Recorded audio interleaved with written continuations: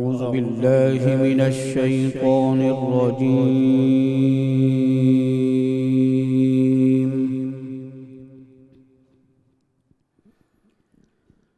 بسم الله الرحمن الرحيم.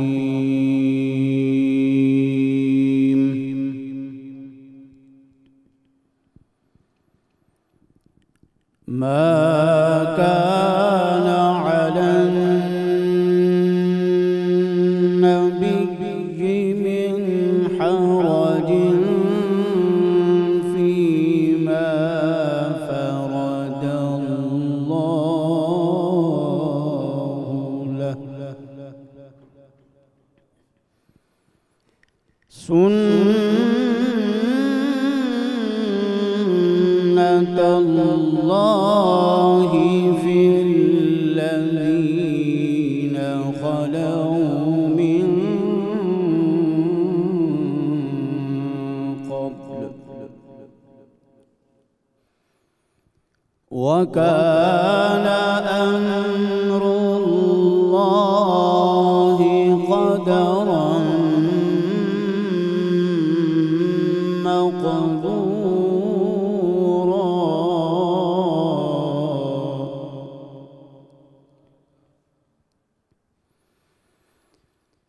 الذين يبلغون رسالات الله ويخشونه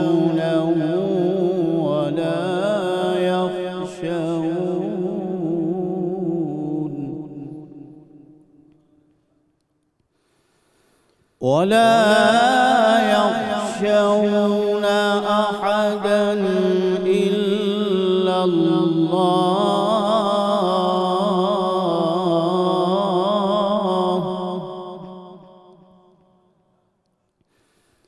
وكفى بالله حسيبا.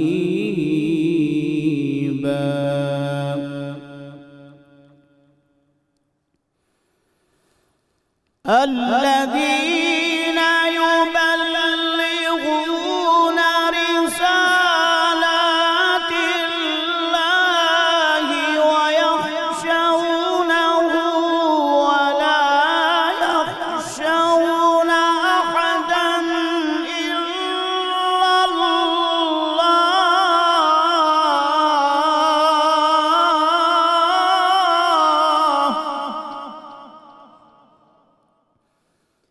وكفى بالله حسيبا.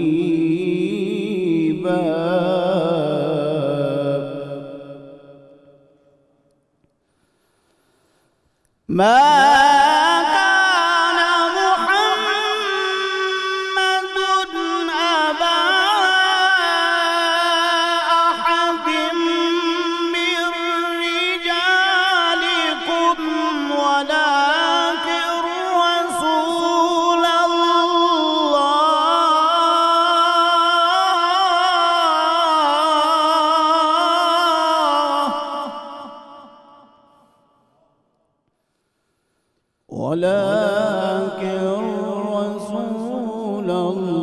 الله وخاتم النبيين،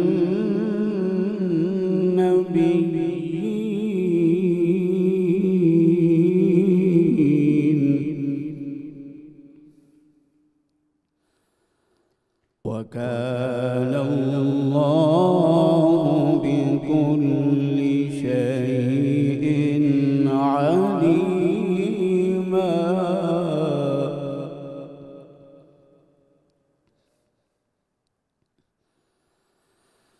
ما كان محمد أبا أحد من رجالكم ولكن رسول الله وخاتم النبيين، وكان الله بكل شيء عليما.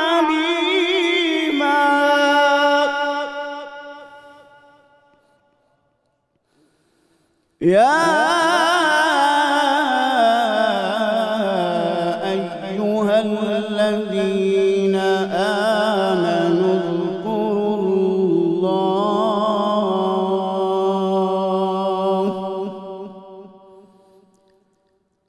اذكروا الله ذكرا كثيرا يا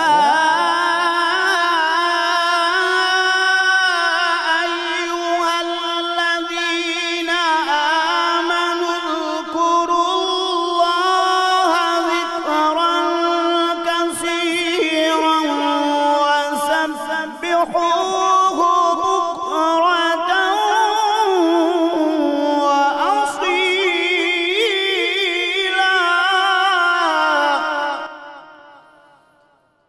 وسبحوه بكرة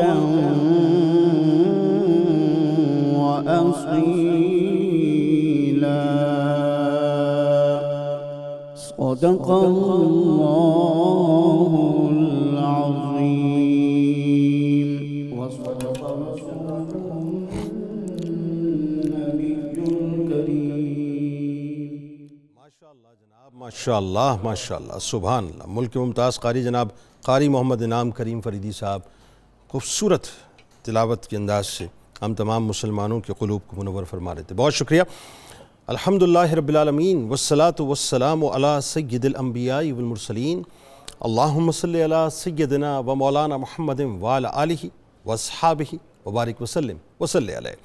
دنیا کے تمام دیکھنے والوں کو، تمام چاہنے والوں کو، تمام پیار کرنے والوں کو، اور جہاں جہاں تک اس وقت میری آواز کو سنا اور مجھے دیکھا جا رہا ہے، جنید اقبال کی جانب سے انتہائی محبت کے ساتھ السلام علیکم.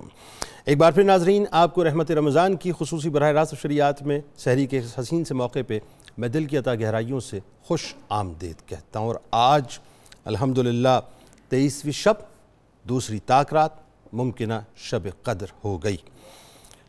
کاؤنٹ ڈاؤن اسٹارٹ ہے صاحب، اور جس طرح سے گھڑی کی سوئی جو ہے وہ ٹک ٹک ٹک ٹک کر کے آگے بڑھتی رہتی ہے. انسان کی عمر جس تیزی کے ساتھ آگے بڑھتی رہتی ہے، یہ ایام بھی اسی انداز سے تیزی سے آگے بڑھ رہے ہیں، اور یہ رمضان بھی ہمارے درمیان سے جدا ہو کر چلا جائے گا. بلا تمثیل عرض کروں، کسی کنیکٹیویٹی کی آپ کو ضرورت نہیں ہے صاحب، کسی کنیکٹیویٹی کی، کسی کمپنی کے آپ محتاج نہیں ہیں. آپ کو کوئی ڈیٹا پیکیج نہیں چاہیے، آپ کو کوئی وائی فائی نہیں چاہیے، آپ کو کسی قسم کا کوئی 4GB 5GB کا جو ہے وہ اپنا انٹرنیٹ نہیں چاہیے. بہت آسان طریقہ ہے. اپنے دل کو ایکسپلور کر لیجئے اللہ کی بارگاہ میں. اور دل کو ایکسپلور کرنے کا بہترین طریقہ یہ ہے صاحب کہ اللہ کی بارگاہ میں اس طرح سے حاضر ہو جائیں جس طرح سے حاضر ہونے کا وقت ہے، جس طرح سے حاضر ہونے کا طریقہ ہے.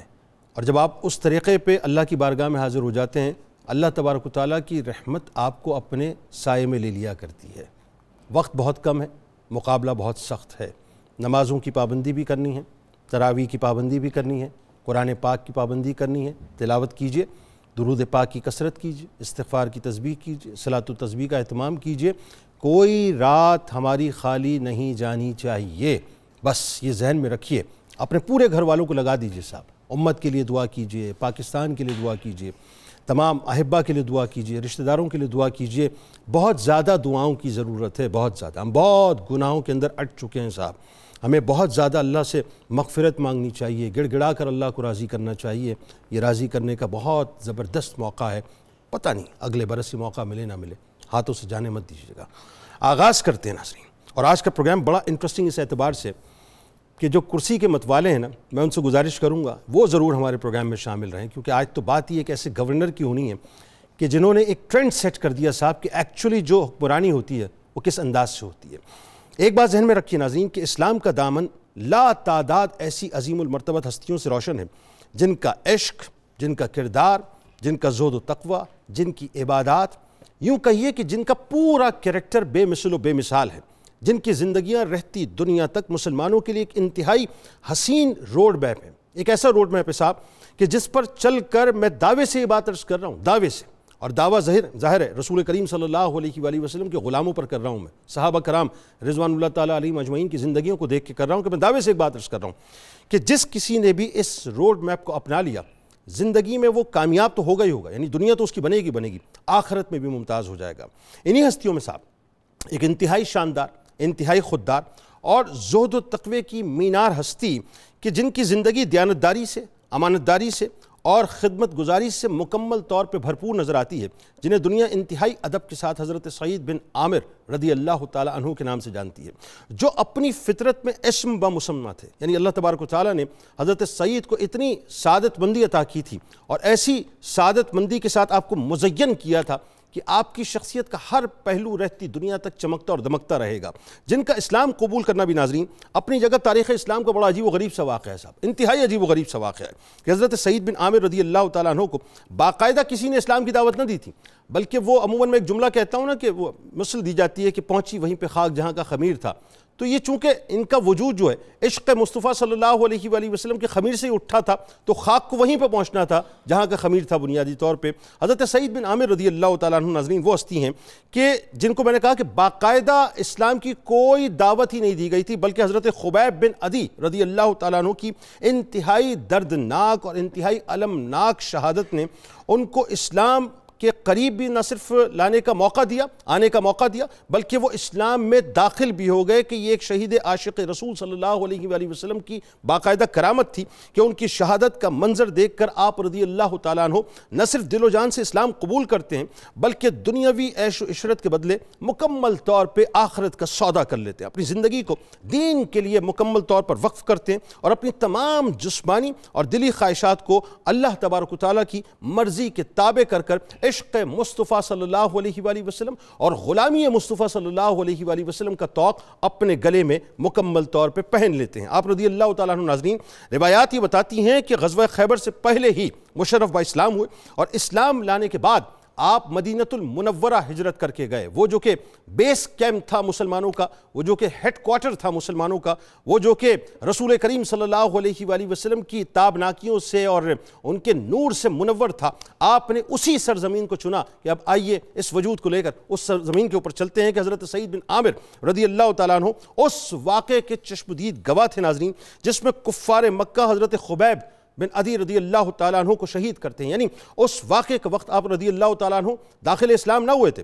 حضرت خبیب رضی اللہ تعالیٰ عنہ کی ایمان افروز اور دردناک شہادت نے اور اس وقت کفار مکہ اور حضرت خبیب رضی اللہ تعالیٰ عنہ کے درمیان جو مکالمہ ہوا ناظرین، اس مکالمے نے حضرت سعید بن عامر رضی اللہ تعالیٰ عنہ کی زندگی میں وہ انقلاب بپا کر دیا صاحب کہ آپ جان گئے کہ جس ہستی کا غلام حضرت خبیب بن عدی رضی اللہ تعالیٰ عنہ کی بات کر رہا ہوں کہ جس ہستی کے غلام سولی پر لٹکتے وقت بھی ایمان کا اظہار اور اللہ اور اس کے رسول صلی اللہ علیہ وآلہ وسلم کی یوں کہیے کہ دین کی حقانیت کا اقرار کرتے ہوئے نظر آ رہے ہیں، بس دل نے پکار کے کہہ دیا کہ یہی دین سچا ہے، اس دین کے بانی بھی سچے ہیں اور یقیناً اللہ تبارک و تعالیٰ بھی سچا ہے۔ ناظرین کرام حضرت سعید بن عامر رضی اللہ تعالیٰ عنہ اپنے قبول اسلام کا اعلان کرنے کے بعد ہجرت کر کے مدینہ منورہ اسلام کی پہلی مثالی ریاست کی جانب بڑھتے ہیں اور مستقل حضور نبی کریم صلی اللہ علیہ وآلہ وسلم کی خدمت میں رہنے لگتے ہیں، اور بخت ایسے چمکے صاحب ایسے چمکے کہ رسول اللہ صلی اللہ علیہ وآلہ وسلم کی رفاقت آپ کو نصیب ہوئی،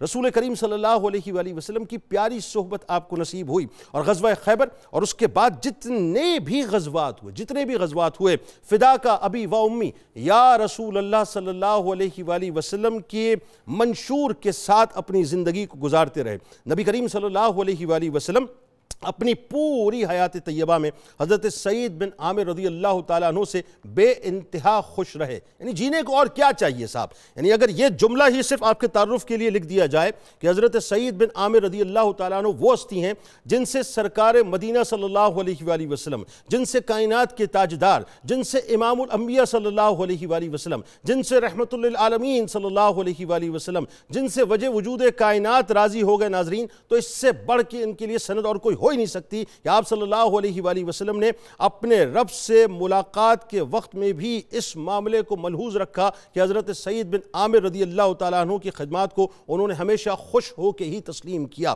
اور بات یہاں نہ رکی ناظرین، سرور دو جہاں صلی اللہ علیہ وآلہ وسلم کے بعد جناب صدیق اکبر رضی اللہ تعالیٰ عنہ اور حضرت عمر فاروق رضی اللہ تعالیٰ عنہ کے ادوار میں اسلام کے حق میں کھلی تلوار کی طرح ہر وقت دین اسلام پھیلانے میں آپ مصروف رہا کرتے تھے۔ دیکھیں صاحب، یہ وہ لوگ تھے کہ جنہوں نے اپنا اوڑھنا بچھونا اسلام کو بنایا تھا، اسلام کو کبھی بھی انہوں نے فار گرانٹیڈ نہیں لیا تھا۔ آج مسئلہ یہ ہے کہ ہم سو کالڈ، کہنے کو تو ہم مسلمان ہیں، کہنے کو تو ہمارے گھروں کے اندر کلمہ طیبہ کی صدائیں گونجتی ہیں، کہنے کو تو ابھی بھی ہمارے گھروں کے اندر عبادات ہو رہی ہیں، نمازیں بھی ادا کی جا رہی ہیں الحمدللہ، روزے بھی رکھے جاتے ہیں، قرآن پاک کی تلاوت بھی ہوتی ہے، سب کچھ ہوتا ہے۔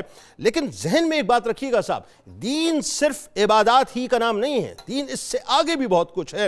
حضرت سعید بن عامر رضی اللہ تعالیٰ عنہ نے یہ بتلایا کہ وہ بنیادی طور پر ایک کھلی تلوار کی طرح ہر وقت دین اسلام کے دفاع کے لیے لگے رہتے تھے۔ آپ رضی اللہ تعالیٰ عنہ نے دنیا کو بیچا، آخرت کا سودا کیا، اور اللہ تبارک و تعالیٰ کی رضا کو اپنی خواہشات کے مقابلے میں اپنا اصلی مقصد بنا لیا، اپنا گول بنا لیا۔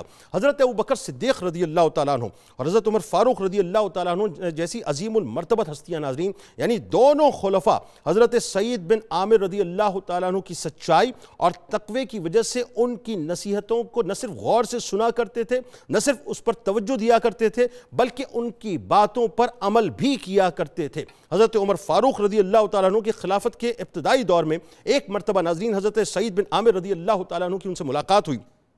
اب خلیفہ وقت سامنے موجود ہے، ذہن میں رکھیے گا، حضرت عمر فاروق رضی اللہ تعالیٰ عنہ، اور اسٹیچر کتنا بلند ہے صاحب، کتنا بلند اسٹیچر ہے کہ یعنی آپ کی فراست، آپ کا فہم، آپ کا تدبر، آپ کا تفکر، آپ کی گفتگو، آپ کا علم، یعنی اس کا کوئی ثانی نہیں ہے صاحب، کوئی ثانی نہیں ہے صاحب۔ یعنی رسول کریم صلی اللہ علیہ وآلہ وسلم جن کے لیے فرمائے کہ میرے بعد اگر کوئی نبی ہوتے تو عمر ہوتے، مقام اور مرتبے کو ذرا آپ ذہن میں رکھیے گا، لیکن آپ ان کو نصیحت فرماتے ہیں، اور یہ کمال ہے حضرت عمر فاروق رضی اللہ تعالیٰ عنہ کا کہ آپ ان کی نصیحت کو قبول کرتے ہیں۔ یعنی بنیادی طور پہ صحابہ جو ہیں اس پیڈسٹل پہ موجود تھے کہ جہاں پر مشاورت آپس میں کیا کرتے تھے، وہاں وہ یہ نہیں دیکھتے تھے صاحب کہ کس صحابی کا کیا مقام ہے، وہاں وہ خیر کی بات کو ہمیشہ اپنے دامن میں سمیٹتے تھے اور اس پر عمل کرنے کی کوشش کرتے۔ اب جملے گونجتے ہیں حضرت عمر فاروق رضی اللہ تعالیٰ عنہ کے سامنے کہ میں آپ کو نصیحت کرتا ہوں کہ لوگوں کے بارے میں اللہ سے ڈرتے رہیے، اور اللہ تبارک و تعالیٰ کے بارے میں لوگوں سے کبھی نہ ڈریے گا۔ میں اگر یہ جملے کہوں صاحب کہ آج وہ تمام لوگ جو کہ حکمران طبقے سے تعلق رکھتے ہیں،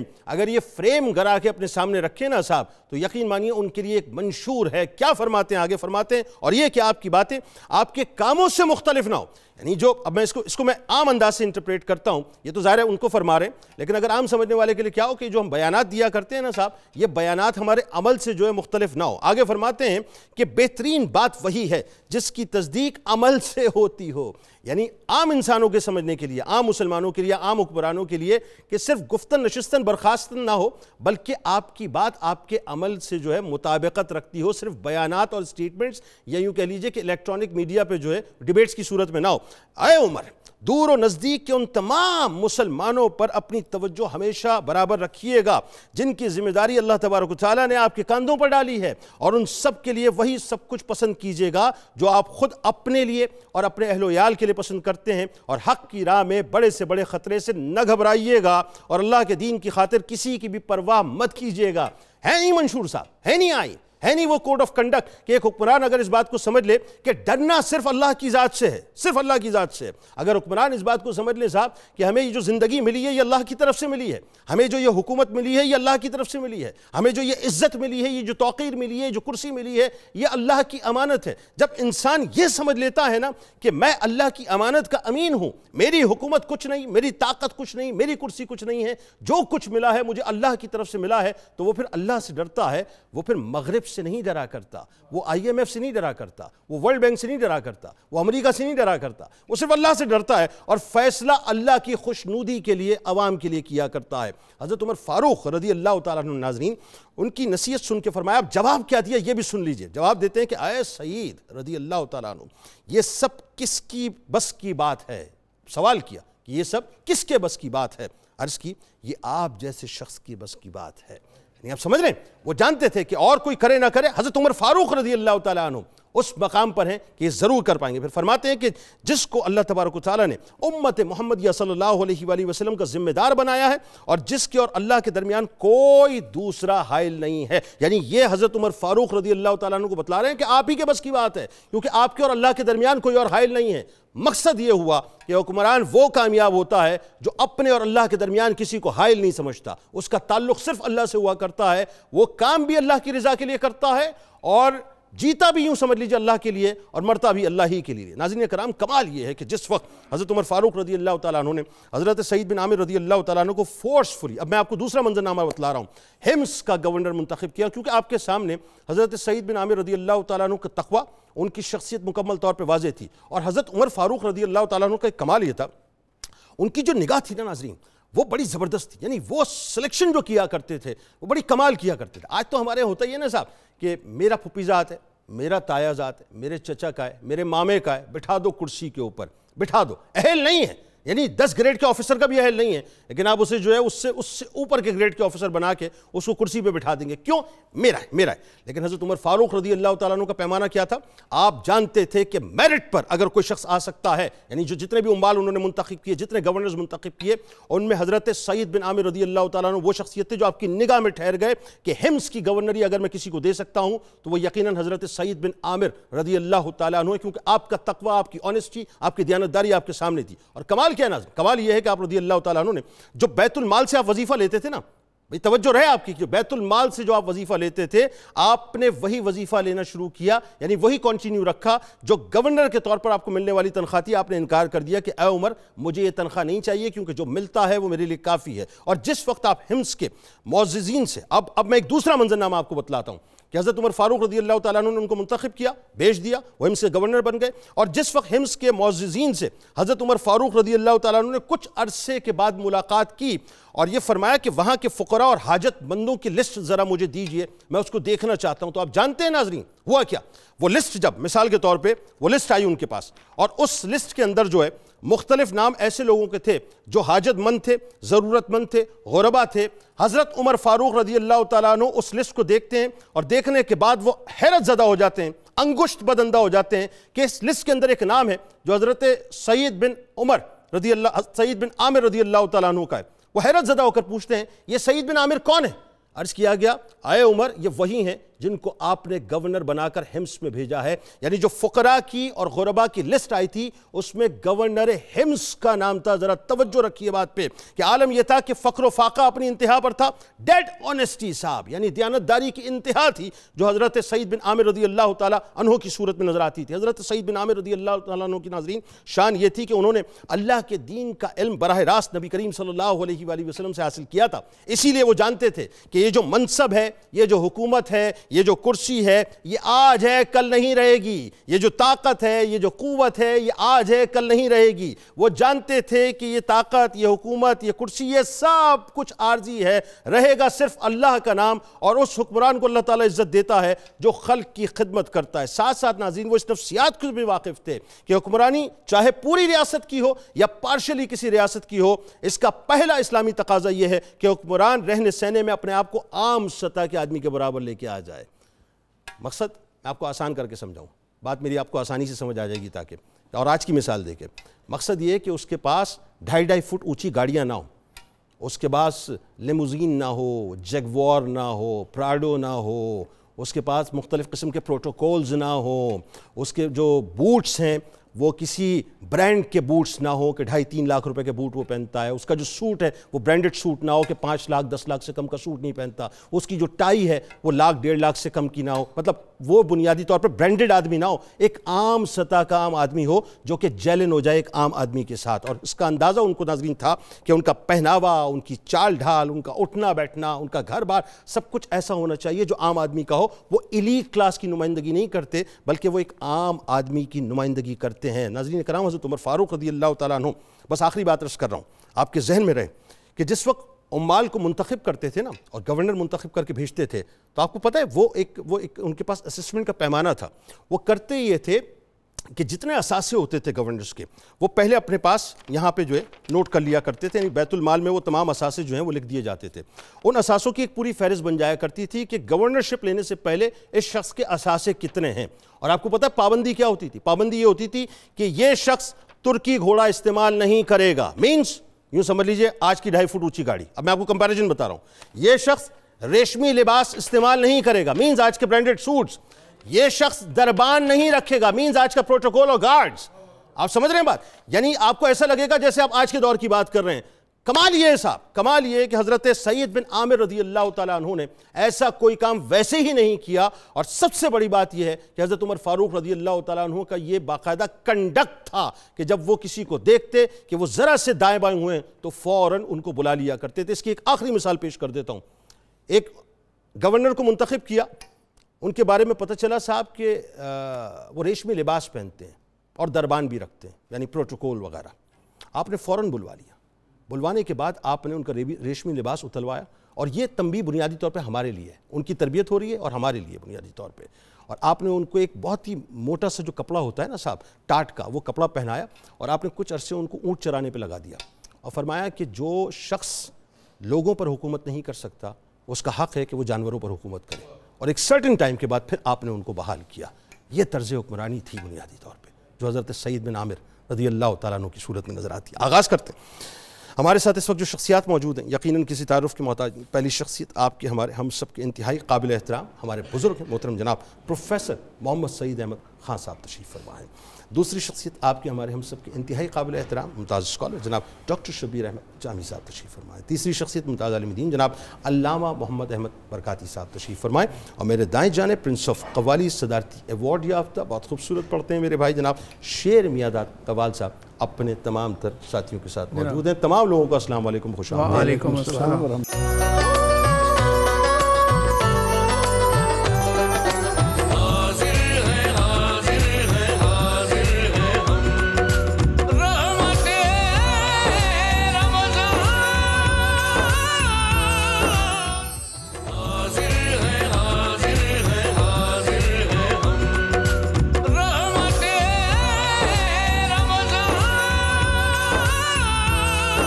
جناب آپ کو خوش آمدید کہتا ہوں، اور آئیے آغاز کرتے ہیں۔ آج حضرت سعید بن عامر رضی اللہ تعالیٰ عنہ کا ذکر پاک ہے، اور آج آپ کو بتائیں گے کہ آپ کی شخصیت کیا زبردست اور کیا کمال شخصیت صاحب، اور ایز گورنر جو لیگیسی آپ نے چھوڑی نا صاحب اس کو تو سمجھنے اور سننے کی بہت ضرورت ہے۔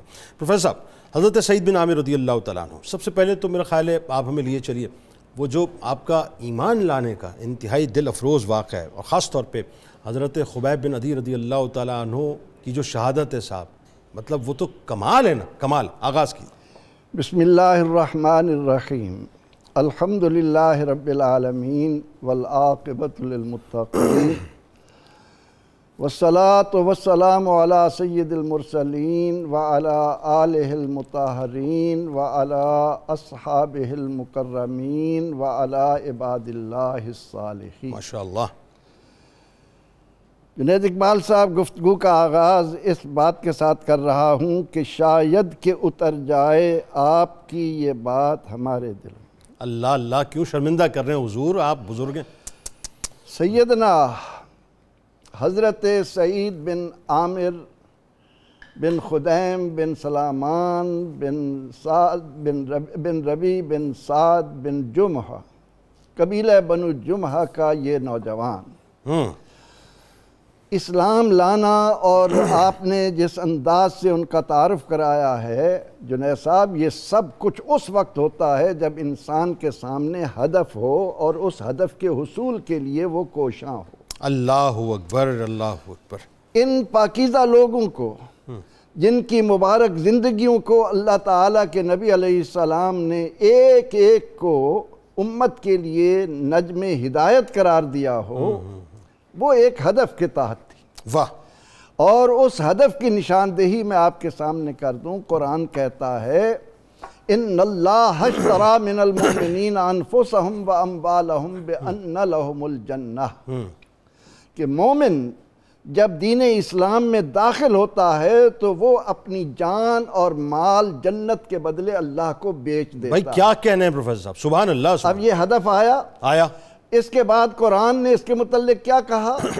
قرآن نے کہا کہ فمن زحزح عن النار وادخل الجنہ فقد فاز۔ واہ، قرآن کی نظر میں کامیاب آدمی وہ ہے جو جہنم کی آگ سے بچا کر جنت میں داخل ہو گیا، وہ کامیابی کو پا گیا۔ بھائی کیا کہنے، سبحان اللہ۔ یہ ہے وہ ہدف جو ان رحمت بھری ساعتوں میں قرآن نے جس کا اعلان یوں کیا کہ رمضان وہ مہینہ ہے جس میں قرآن ملا۔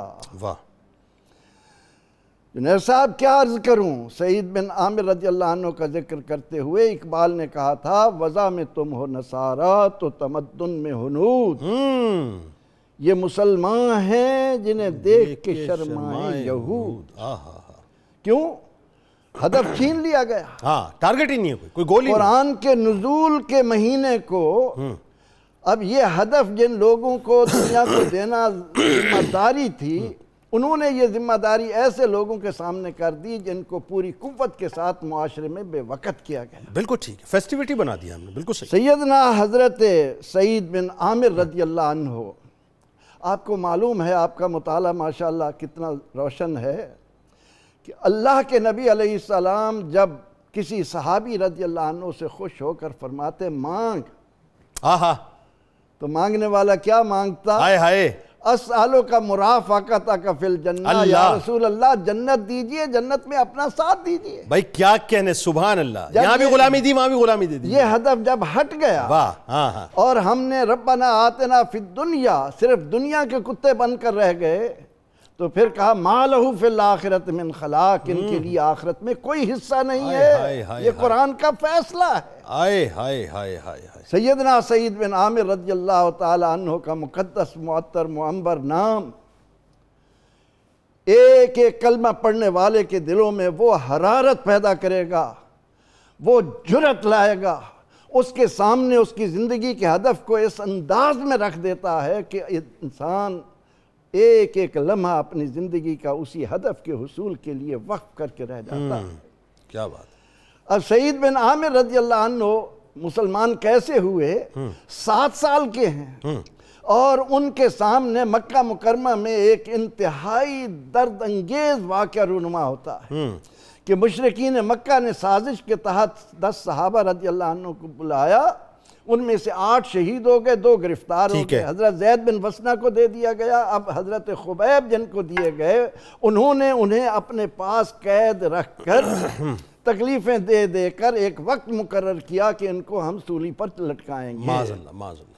اور اس کا مقام تنعیم پر ایک خصوصی اہتمام کیا، جس طرح کے دشمنان اسلام کرتے چلے عقبہ کے باپ کو واصل جہنم کیا تھا نا آپ نے، ہے نا؟ وہی لے کے، ہاں، اسی نے خریدا تھا پھر آپ کو۔ اب ان کی اس بدر میں پھانسی پر لٹکانے کے معاملے کو مکے والوں کو دکھانے کے لیے ایک جگہ کا تنعیم میں انتخاب کیا گیا، نشستیں لگائی گئیں، ٹھیک، اور جب ان پر آ کر آگے رؤسائے قریش بیٹھے ہیں، پیچھے عام ہیں، حضرت سعید بن عامر 7 سال کے ہیں، یہ بھی جاتے ہیں، اور جب جا کر دیکھتے ہیں تو کوشش کرتے ہیں ان سے گزرتے ہوئے قریب پہنچ جائیں، تو بڑے اختصار کے ساتھ 1 منٹ دیجئے کہ جب انہیں خبیب رضی اللہ عنہ کو پھانسی پر لٹکایا گیا اور مشرکین مکہ تلواریں، خنجر، جو کچھ وہ لا سکتے تھے ان کے ٹکڑے ٹکڑے کرنے کے لیے لائے گئے، تو انہوں نے کہا کہ مجھے مہلت دو، میں 2 رکعت پڑھ لوں، دے دی۔ رکعت 2 رکعتیں جلدی پڑھ کر فرمایا میں دیر لگاتا، لیکن اس لیے میں نے جلدی پڑھی، تم یہ نہ سمجھو کہ خبیب موت سے ڈر رہا ہے۔ اس کے بعد جب ان کا جسم کٹنے لگا، ہائے ہائے ہائے ہائے، ہر ایک بڑھ بڑھ کر انتقام کی آگ میں بھڑک کر ان کے جسم کو کاٹ رہا تھا۔ ایسا ہی، بلکہ وہ جو عورتیں تھیں جن کے بدر میں سارے واصل جہنم ہوئے تھے، وہ بھی مطلب خوشیاں منا رہی تھیں وہاں، بالکل ٹھیک۔ اس اثناء میں انہیں تنزن کہا جاتا ہے کہ اے خبیب، ہاں، ہائے ہائے ہائے، یہ تو جملہ ایسا ہے صاحب کہ بس ایمان کی حرارت اپنی انتہا پہ۔ کہہ رہے ہوگے کہ تمہاری جگہ معاذ اللہ محمد عربی ہوتے، ثم معاذ اللہ۔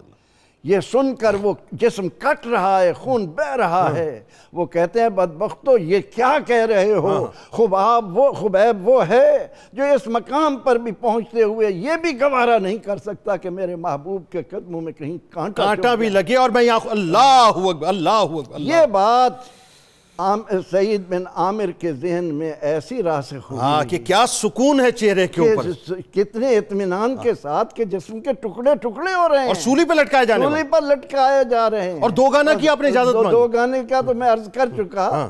اب یہ بات ان کو چھوٹی عمر میں اس انداز سے نظر آئی کہ خیبر سے پہلے, خیبر کے فتح ہونے سے پہلے مسلمان ہو گئے کلمہ پڑھ, اور کلمہ پڑھنے کے بعد رحمت عالم صلی اللہ علیہ وسلم کی خدمت میں پہنچ کر پھر آپ نے اپنی زندگی جس کردار کے سامنے مطالعہ کرنے والے کے رکھی ہے, وہ اس بات کو اسے ہمیشہ کے لیے مہمیز لگاتی رہے گی کہ میں اس مقصد کی طرف کتنی حد تک بڑھ رہا ہوں اور اپنی زندگی کو میں کن باتوں میں کھو رہا ہوں.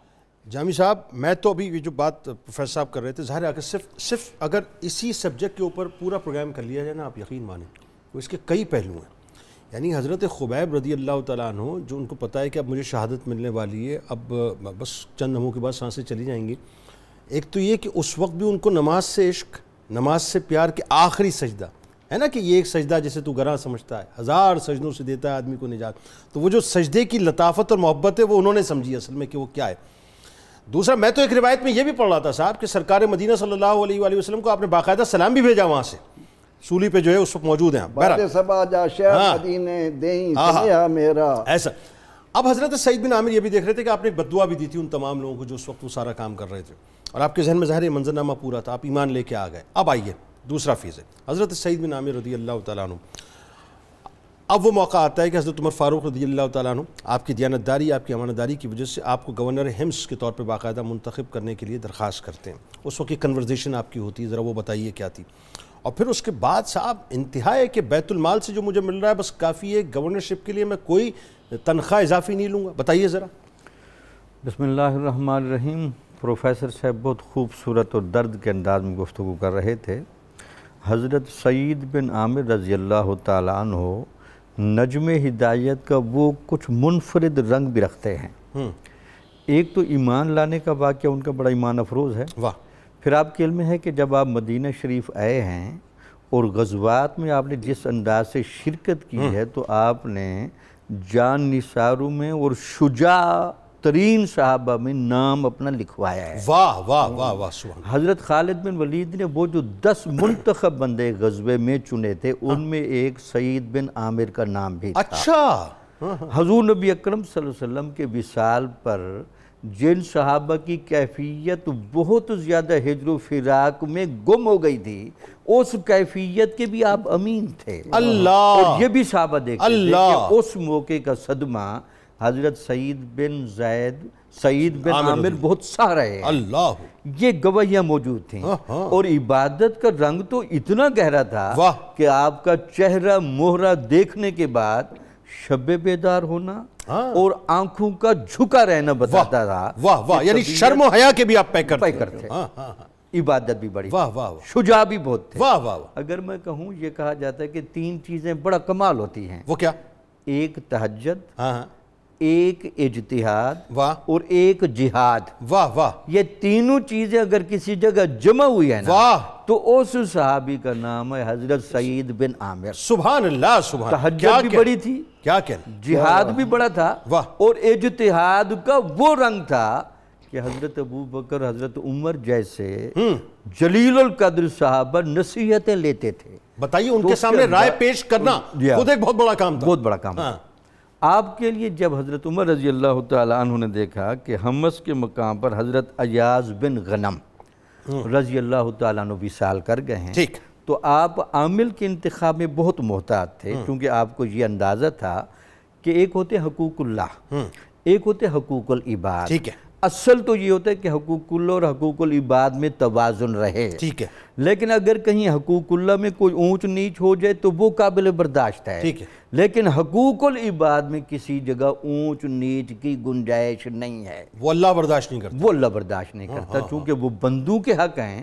تو اس اعتبار سے کہ کوئی امانت دار بندہ ایسا ملے جس کے سر پر عامل ہونے کا، امیر ہونے کا، گورنر ہونے کا تاج سجایا جائے اور حضرت عمر جیسی فراست بھری نگاہیں ہوں، بتائیے تو وہ کہاں تک نہیں دیکھتے تھے. یعنی وہ میریٹوکریسی جو ہے حضرت عمر فاروق رضی اللہ تعالیٰ عنہ کی نگاہ میں کیسی تھی، آپ یہ دیکھیے. تو انہوں نے حضرت سعید بن عامر کو بلایا اور بلانے کے بعد جو گفتگو کی، سعید بن عامر آپ کے علم میں ہے کہ ایاز بن غنم حمص کے امیر فوت ہو گئے ہیں. ٹھیک ہے. اور میں آپ کو ان کی جگہ پر بٹھانے لگا ہوں. ٹھیک ہے. تو لامحالہ دونوں کے اندر چونکہ صداقت کا، امانت کا اور ادائیگی حق کا اتنا گہرا جذبہ تھا کہ پہلے تو آنکھیں ایک دوسرے کو انتظار سے دیکھتی رہی کہ حضرت عمر نے کیا کہا اور حضرت سعید بن عامر نے کیا سنا. تھوڑے وقفے کے بعد وہ کہنے لگے جناب اتنا بڑا بوجھ میرے اوپر نہ ڈالیں، میں اس اہل نہیں ہوں. چونکہ حضور نبی اکرم صلی اللہ علیہ وسلم کی جو ہدایات اور قرآن کی جو ہدایات ایک امانت دار کے حوالے سے، حقوق العباد کے حوالے سے، وہ میں اپنے اندر نہیں پاتا. یعنی منصب دیا جا رہا ہے، منصب قبول نہیں کر رہے. اور کیا عالم ہوتا ہے ان لوگوں کا جن کو منصب نہیں دیا جاتا اور منصب کے پیچھے دوڑ رہے ہیں. اور اس جواب دہی کا کتنا گہرا احساس ہے اور اس کا کتنا گہرا احساس ہے کہ کل ہم قیامت والے دن حضور نبی اکرم صلی اللہ علیہ وسلم کو کیا منہ دکھائیں گے کہ آپ کے پیروکار ہم تھے تو آپ کے دین کی امانت کو سنبھالنے میں ہم نے کیا لیول دکھایا. لیکن بہرحال حضرت عمر نے جب بار بار سمجھایا، بات کی کہ نہیں آپ اہل ہیں، تھوڑا سا آپ ہمت کریں، میرا کندھوں پر بڑا بوجھ ہے، تو بہرحال آپ تیار ہو گئے. اس کے بعد اگلی بات چلی کہ آپ کے علم ہے کہ گورنر کی ذرا ہم اضافی تنخواہ بھی رکھتے ہیں تاکہ وہ اس کی مصروفیات زیادہ ہیں، مہمان آتے جاتے ہیں. اور یہ واجبی بات ہے، یہ واجبی بات تھی. ہاں، تو پھر کیا جواب دیا؟ پھر آپ نے فرمایا کہ نہیں، وہ جو پہلے سے آپ میرے لیے فکس کر چکے ہیں نا وہ میرے لیے کافی ہے، اور بلکہ اس میں سے بھی کچھ بچ جاتا ہے، تو آپ یہ اگلا بوجھ مجھ پر نہ ڈالیں. یعنی یہ جو مال کی امانت کا گہرا احساس ہے وہ بھی آپ وہاں بتا رہے تھے. یہاں عالم یہ ہے صاحب کہ پروٹوکول کے لیے گاڑیاں بھی چاہیے، پی ایس کے لیے، پی ایس اوز کے لیے جو ہے مطلب گاڑیاں چاہیے، اور اپنے پی آر اوز کے لیے گاڑیاں چاہیے، پیٹرول الگ چاہیے، لگژریز الگ چاہیے، آسائشیں الگ چاہیے، یوٹیلیٹیز الگ چاہیے، پتہ نہیں کیا کیا چاہیے. اور وہ لوگ تھے نہیں جی بیت المال سے وظیفہ مل رہا ہے کافی ہے، گورنرشپ کا مجھے کوئی تنخواہ نہیں چاہیے. کتنا بڑا ڈفرنس ہے. ناظرین لوٹتے ہیں اور پھر آپ کو بتاتے ہیں کہ جو مزید آپ کا جو کردار ہے وہ ایز گورنر کیا کیا ہے. ملاقات ہوتی ہے آپ سے مختصر سے وقفے کے بعد.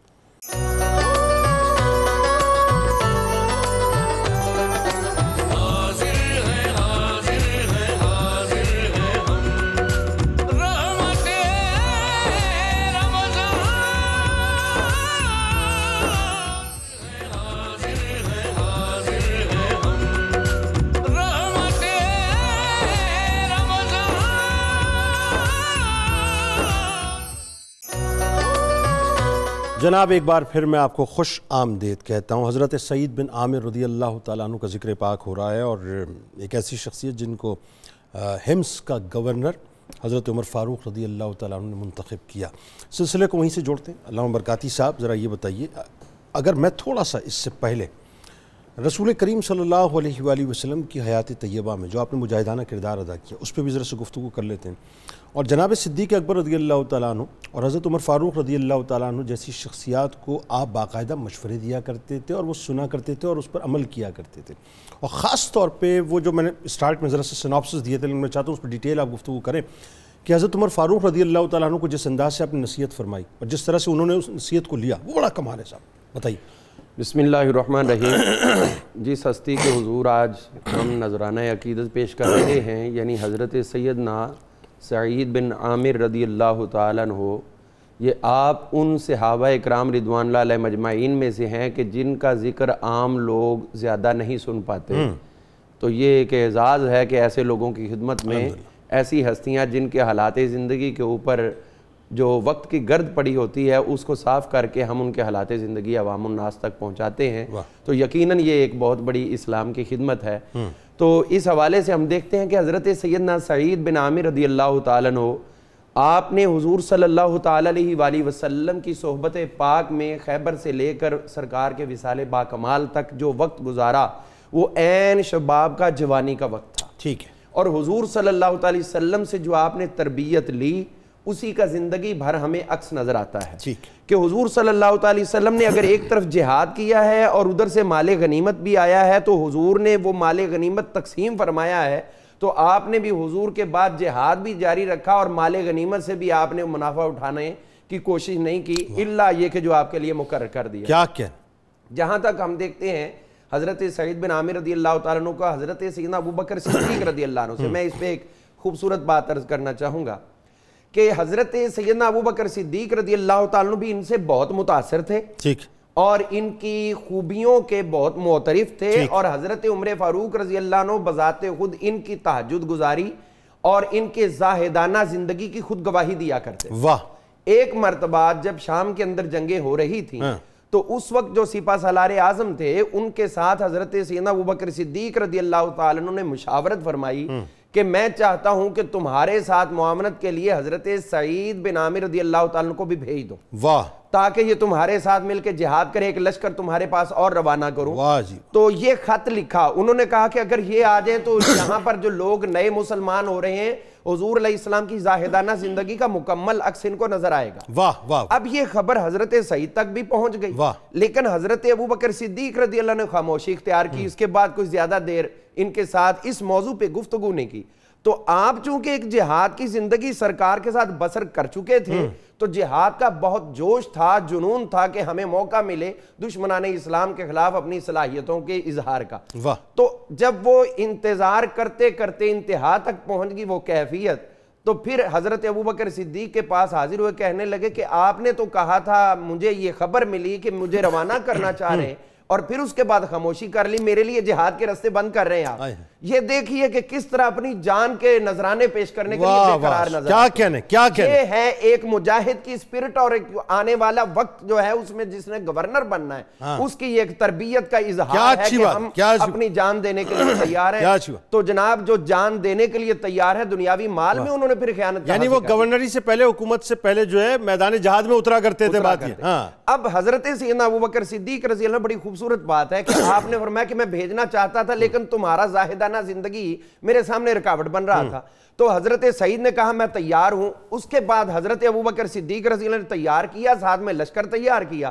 اب وہاں سے جب یہ روانہ ہونے لگے تو حضرت ابوبکر صدیق رضی اللہ عنہ کے پاس حاضر ہوئے جو مسجد نبوی میں تشریف فرما تھے۔ تو یہاں سے ان کو سلام عرض کیا اور کہنے لگے کہ میرے لیے دعا کریں کہ اگر میری زندگی باقی ہے تو اللہ تعالیٰ اسی طرح جہاد کے راستے کھولے رکھے، اور میں چاہتا ہوں کہ دنیا سے ایک شہید کی موت کے ساتھ جاؤں۔ سبحان اللہ۔ تو جب یہ روانہ ہو گئے حضرت ابوبکر صدیق رضی اللہ نے جو پاس بیٹھے تھے ان کے جانے کے بعد آپ نے کہا بھی ان کے حق میں دعا کرو، اور ہم یہ چاہتے ہیں، وہ چاہ رہے تھے کہ مجھے شہادت کی موت ملے، ہم چاہتے ہیں کہ ان کی زندگی باقی رہ جائے۔ اللہ۔ اب جیسے ہی آپ نے فرمایا کہ ہاتھ اٹھاؤ دعا کے لیے، تو یہاں پہ ایک حضور علیہ السلام کی وہ دعا جو اس وقت مستتر تھی، جو صرف حضرت مولا علی پاک رضی اللہ عنہ کو اس وقت معلوم تھی، آپ تشریف فرما تھے۔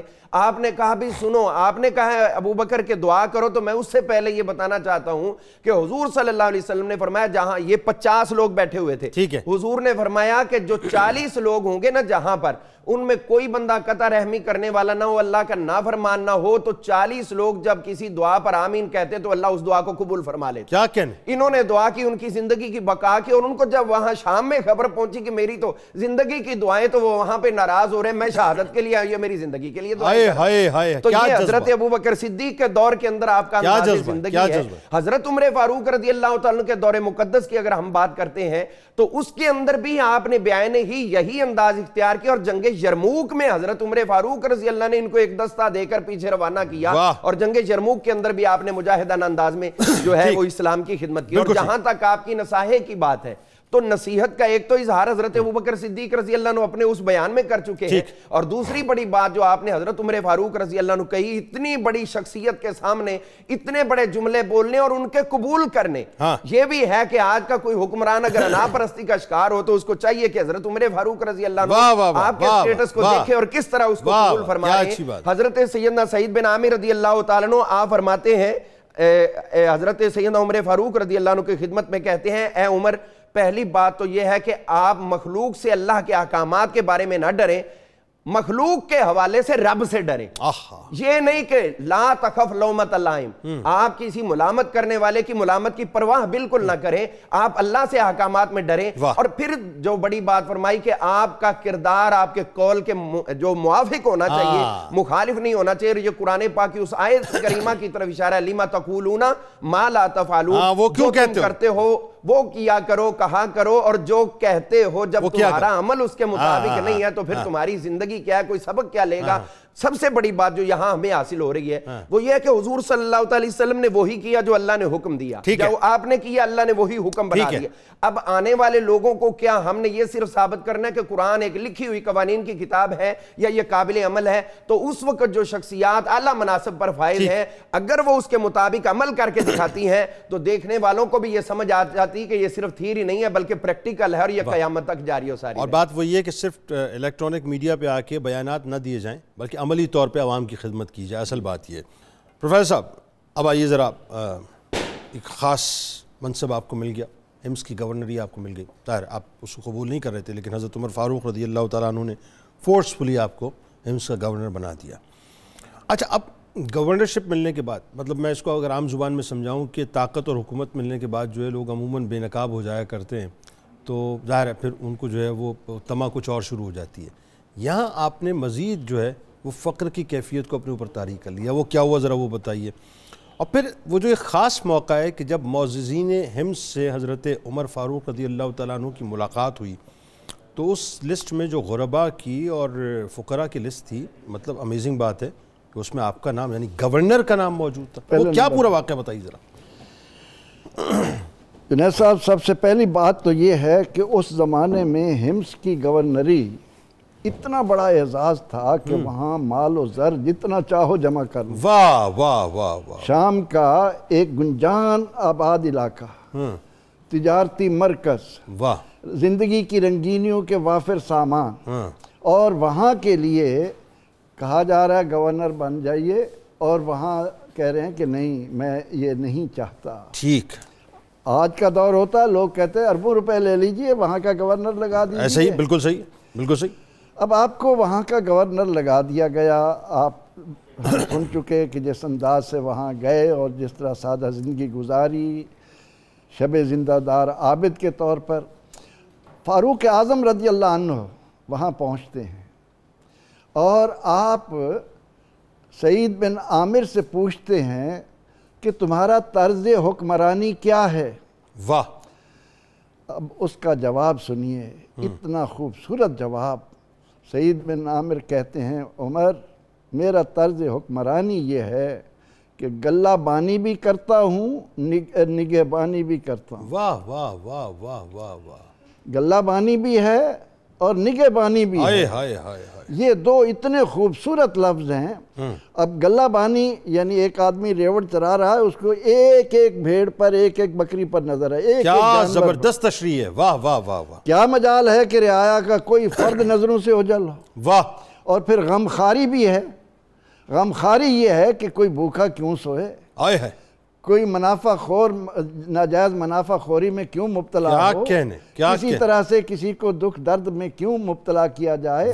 تو عمر رضی اللہ عنہ بہت خوش ہوئے اور آپ نے فرمایا کہ ہاں، اسی انداز سے آپ نے اپنی حکمرانی کو جاری رکھنا، یعنی صرف بیانات نہیں کھلایا عوام کو، پریکٹیکلی ان کی خدمت کر کے بڑے جامع لفظ ہیں۔ واہ، غلہ بانی اور ساتھ غم خاری، واہ واہ واہ، اتنے جامع لفظ ہیں کہ اس میں حکمرانی کے سارے تقاضے پورے ہو جاتے ہیں۔ اور دوسری بات جو آپ نے ذکر کی وہ بہت ہی زبردست ہے کہ ایک وفد آتا ہے فاروق اعظم رضی اللہ عنہ کی خدمت۔ جی۔ اب وہاں کے حالات پوچھتے ہیں۔ جی۔ तमाम तर बातें सुनकर खुश होते हैं कि मेरा सईद बिन आमिर बहुत उम्दा गवर्नर है, बड़े अच्छे अंदाज में कर रहा है। आप आखिर में उनसे कहते हैं कि मुझे वहाँ के फ़ुक़रा की एक लिस्ट दो, एक फ़हरिस्त दो, ताकि उनकी माली मदद का भी मैं एहतमाम कर दूँ। यानी इसका मतलब ये हुआ कि उस वक्त के खुलफा को इस बात की फ़िक्र रहती थी कि किस घर के अंदर खाने को नहीं है, उस घर में पहुंचना चाहिए, और उस घर में पहुंचाने का इंतजाम करते थे। कुल्लुकुम राइन व कुल्लुकुम मसऊलुन अन रइयतिही। आका अलैहिस्सलाम ने ये जिम्मेदारी डाल दी है कि तुम में से हर एक निगहबान है और उससे उसकी रियाया के बारे में पूछा जाएगा। तो जब लिस्ट उन्होंने दी तो उसमें पहला नाम सईद बिन आमिर था। उमर रज़ी अल्लाह अन्हु फौरन चौंके और फरमाया कि सईद बिन आमिर, हाँ जी हमारा गवर्नर। कहा कि अच्छा। हैरान हुए, 1000 दीनार दिया और ज़ारो कतार रोए, बहुत रोए, और 1000 जाते हुए दीनार उनके लिए भेजा कि उनको जाकर दे दो। उन्होंने जाकर जब सईद बिन आमिर रज़ी अल्लाह अन्हु को दिया तो उसको जब आपने खोला, उससे मालूम हुआ तो फ़ौरन बेसाख्ता आपकी ज़ुबान से निकला, इन्ना लिल्लाहि व इन्ना इलैहि राजिऊन। अल्लाह अल्लाह। बीवी जिसको आपने अपना हम ख्याल बना लिया था, वो ये सुनकर चौंकी और कहने लगे हुजूर क्या हुआ, कहीं अमीरुल मोमिनीन की वफ़ात की खबर तो नहीं आ गई? कहा नहीं, इससे भी बड़ी मुसीबत है। इससे बड़ी मुसीबत आ गई। कहा क्या कोई क़यामत की निशानी आ गई? कहा नहीं, इससे भी बड़ी मुसीबत है। कहने लगी हुजूर बताइए तो सही, हुआ क्या है? फरमाने लगे दुनिया मेरे घर में आ गई है। हाय हाय हाय हाय हाय हाय। वो फरमाने लगी कि इसको खर्च कर दीजिए इससे परेशानी से। तो आपने एक तोबड़े में उसको रखा, पूरी रात उसके पास खड़े होकर अल्लाह की इबादत की, और जब सुबह हुई तो आपके दरवाजे के सामने से एक फ़ौजी लश्कर, एक गिरोह गुजरा। आपने वो थोड़ा थोड़ा करके उन सब के हवाले तकसीम कर दिया अपने घर के अंदर। ये गवर्नरशिप के मौके पे आपने काम किया। अच्छा, अब एक तो ये पहलू आ गया आपका। अब आइए एक और पहलू आपका, और वो ऐसा पहलू कि अवाम जो है वो अपना अमीरुल मोमिनीन हज़रत उमर फ़ारूक रज़ी अल्लाह तआला अन्हु की बारगाह में जाते हैं, और हज़रत सईद बिन आमिर रज़ी अल्लाह तआला अन्हु जो इस हद तक जो है डेड ऑनेस्ट हैं और इस हद तक ख्याल रख रहे हैं अवाम का, वो कुछ शिकायत जो है वो रखते हैं। अब उनकी जो वजाहत तलब की जा रही है, मतलब वो वजाहतें जो है वो उनके तक़वे को और ज़ुहद को मज़ीद जो है लोगों के सामने आश्कार कर रही है। वो क्या हुआ ज़रा बताइए। बिस्मिल्लाहिर्रहमानिर्रहीम। हुज़ूर नबी अकरम सल्लल्लाहु अलैहि वसल्लम ने जो अपने दीन का तारुफ़ कराया, ये है दीन मुतवस्सित, क्या बात, दीन एतदाल। हर चीज़ को उसके मकाम पर रख के चलाना। वाह। तो हज़रत सईद बिन आमिर रज़ी अल्लाह तआला अन्हु की तबीयत में हिकमत और एतदाल का ये रंग इन सवालात और जवाबात की सूरत में इतना निखर के सामने आता है कि आपके सामने हज़रत उमर रज़ी अल्लाह तआला अन्हु के सामने वहाँ के लोगों ने आपके बारे में ये 4 बातें की। वो 4 बातें बताएं। पहली बात तो ये थी कि हज़रत साहब दिन को सुबह की नमाज तो पढ़ाते हैं, लेकिन बाद में काफ़ी देर के बाद आते हैं। दूसरी ये बात बयान की कि रात को जब इनका दरवाज़ा खटखटाया जाए तो अंदर से जवाब नहीं देते। दूसरी शिकायत। तीसरी बात ये थी कि इनको कभी कभी बेहोशी के दौरे भी पड़ते हैं। आए हाय। और चौथी बात ये की कि महीने में एक दफ़ा तो सारा दिन ही घर से नहीं निकलते। रात में निकलते हैं। हाँ जी हाँ। ये क्या वजह है? तो हज़रत उमर रज़ी अल्लाह तआला ने जब आपको बुलाया तो फिर आपके बारे में बातें तो सारी सुन चुके थे, और आपका उनके बारे में हुस्न ज़न भी था। बल्कि जब गुफ्तगू से पहले हज़रत उमर अपने दिल की बात बताते हैं, अय अल्लाह, सईद बिन आमिर के बारे में मैं इतना खुश एतमाद हूँ तो मेरे एतमाद को कहीं ठेस न पहुँचाना। मेरा हुस्न ज़न कायम रहे। हुस्न ज़न, वो हुस्न ज़न सिर्फ कायम नहीं हुआ बल्कि अरूज पर आया। पहले सवाल के जवाब में कि जनाब चूँकि मेरे घर में खादमा नहीं है तो मैं घर के तमाम काम काज में अपनी बीवी का हाथ बटाता हूँ। बीवी बीमार हो गई, उनकी ज़ौजा बीमार, या ज़ौजा बीमार रहती है, तो बच्चों के लिए खाने के असबाब में मैं खुद हाथ बटाता हूँ। आटा मैं खुद गूंथता हूँ और फिर रोटी बना के खाना तैयार करके उसके बाद में निकलता। ये एक बहुत गहरा नमूना गवर्नर की बात हो रही है, गवर्नर की बात हो रही है। और अगर घर में घर वाली बीमार हो जाए या उस कैपेसिटी में न रहे تو حضور کی سنت کے مطابق حضرت عائشہ صدیقہ رضی اللہ تعالیٰ عنہ بھی فرماتے ہیں کہ حضور نبی اکرم صلی اللہ علیہ وسلم ہمارے گھر کے کام کاج میں بھی باقاعدہ شامل ہوتے تھے. وہ سنت آپ نے دیکھی. اور دوسری بات یہ کہ اتنی کیپیسٹی نہیں ہے مطلب فائنینشلی کہ کسی خادم کو رکھ سکیں, یہ بھی نہیں ہے, یہ بھی نہیں رکھ سکتے. دوسرا یہ فرمایا کہ میں رات کو اس لیے دروازہ نہیں کھولتا, دن کو تو مصروفیت ہے نا, رات کے ٹائم اللہ کی بارگاہ میں حضوری کا ٹائم ہے, تو اس حضوری کے ٹائم میں میں اتنا مصروف ہوتا ہوں اللہ تعالیٰ کی عبادت میں, تو پھر میں سمجھتا ہوں کہ اس کا جواب نہیں دینا چاہیے. تو دن مخلوق کا, رات خالق کا. واہ, دن مخلوق کی خدمت کے لیے, رات خالق کے لیے. رات خالق. ٹھیک ہے. یہ تقسیم آپ نے.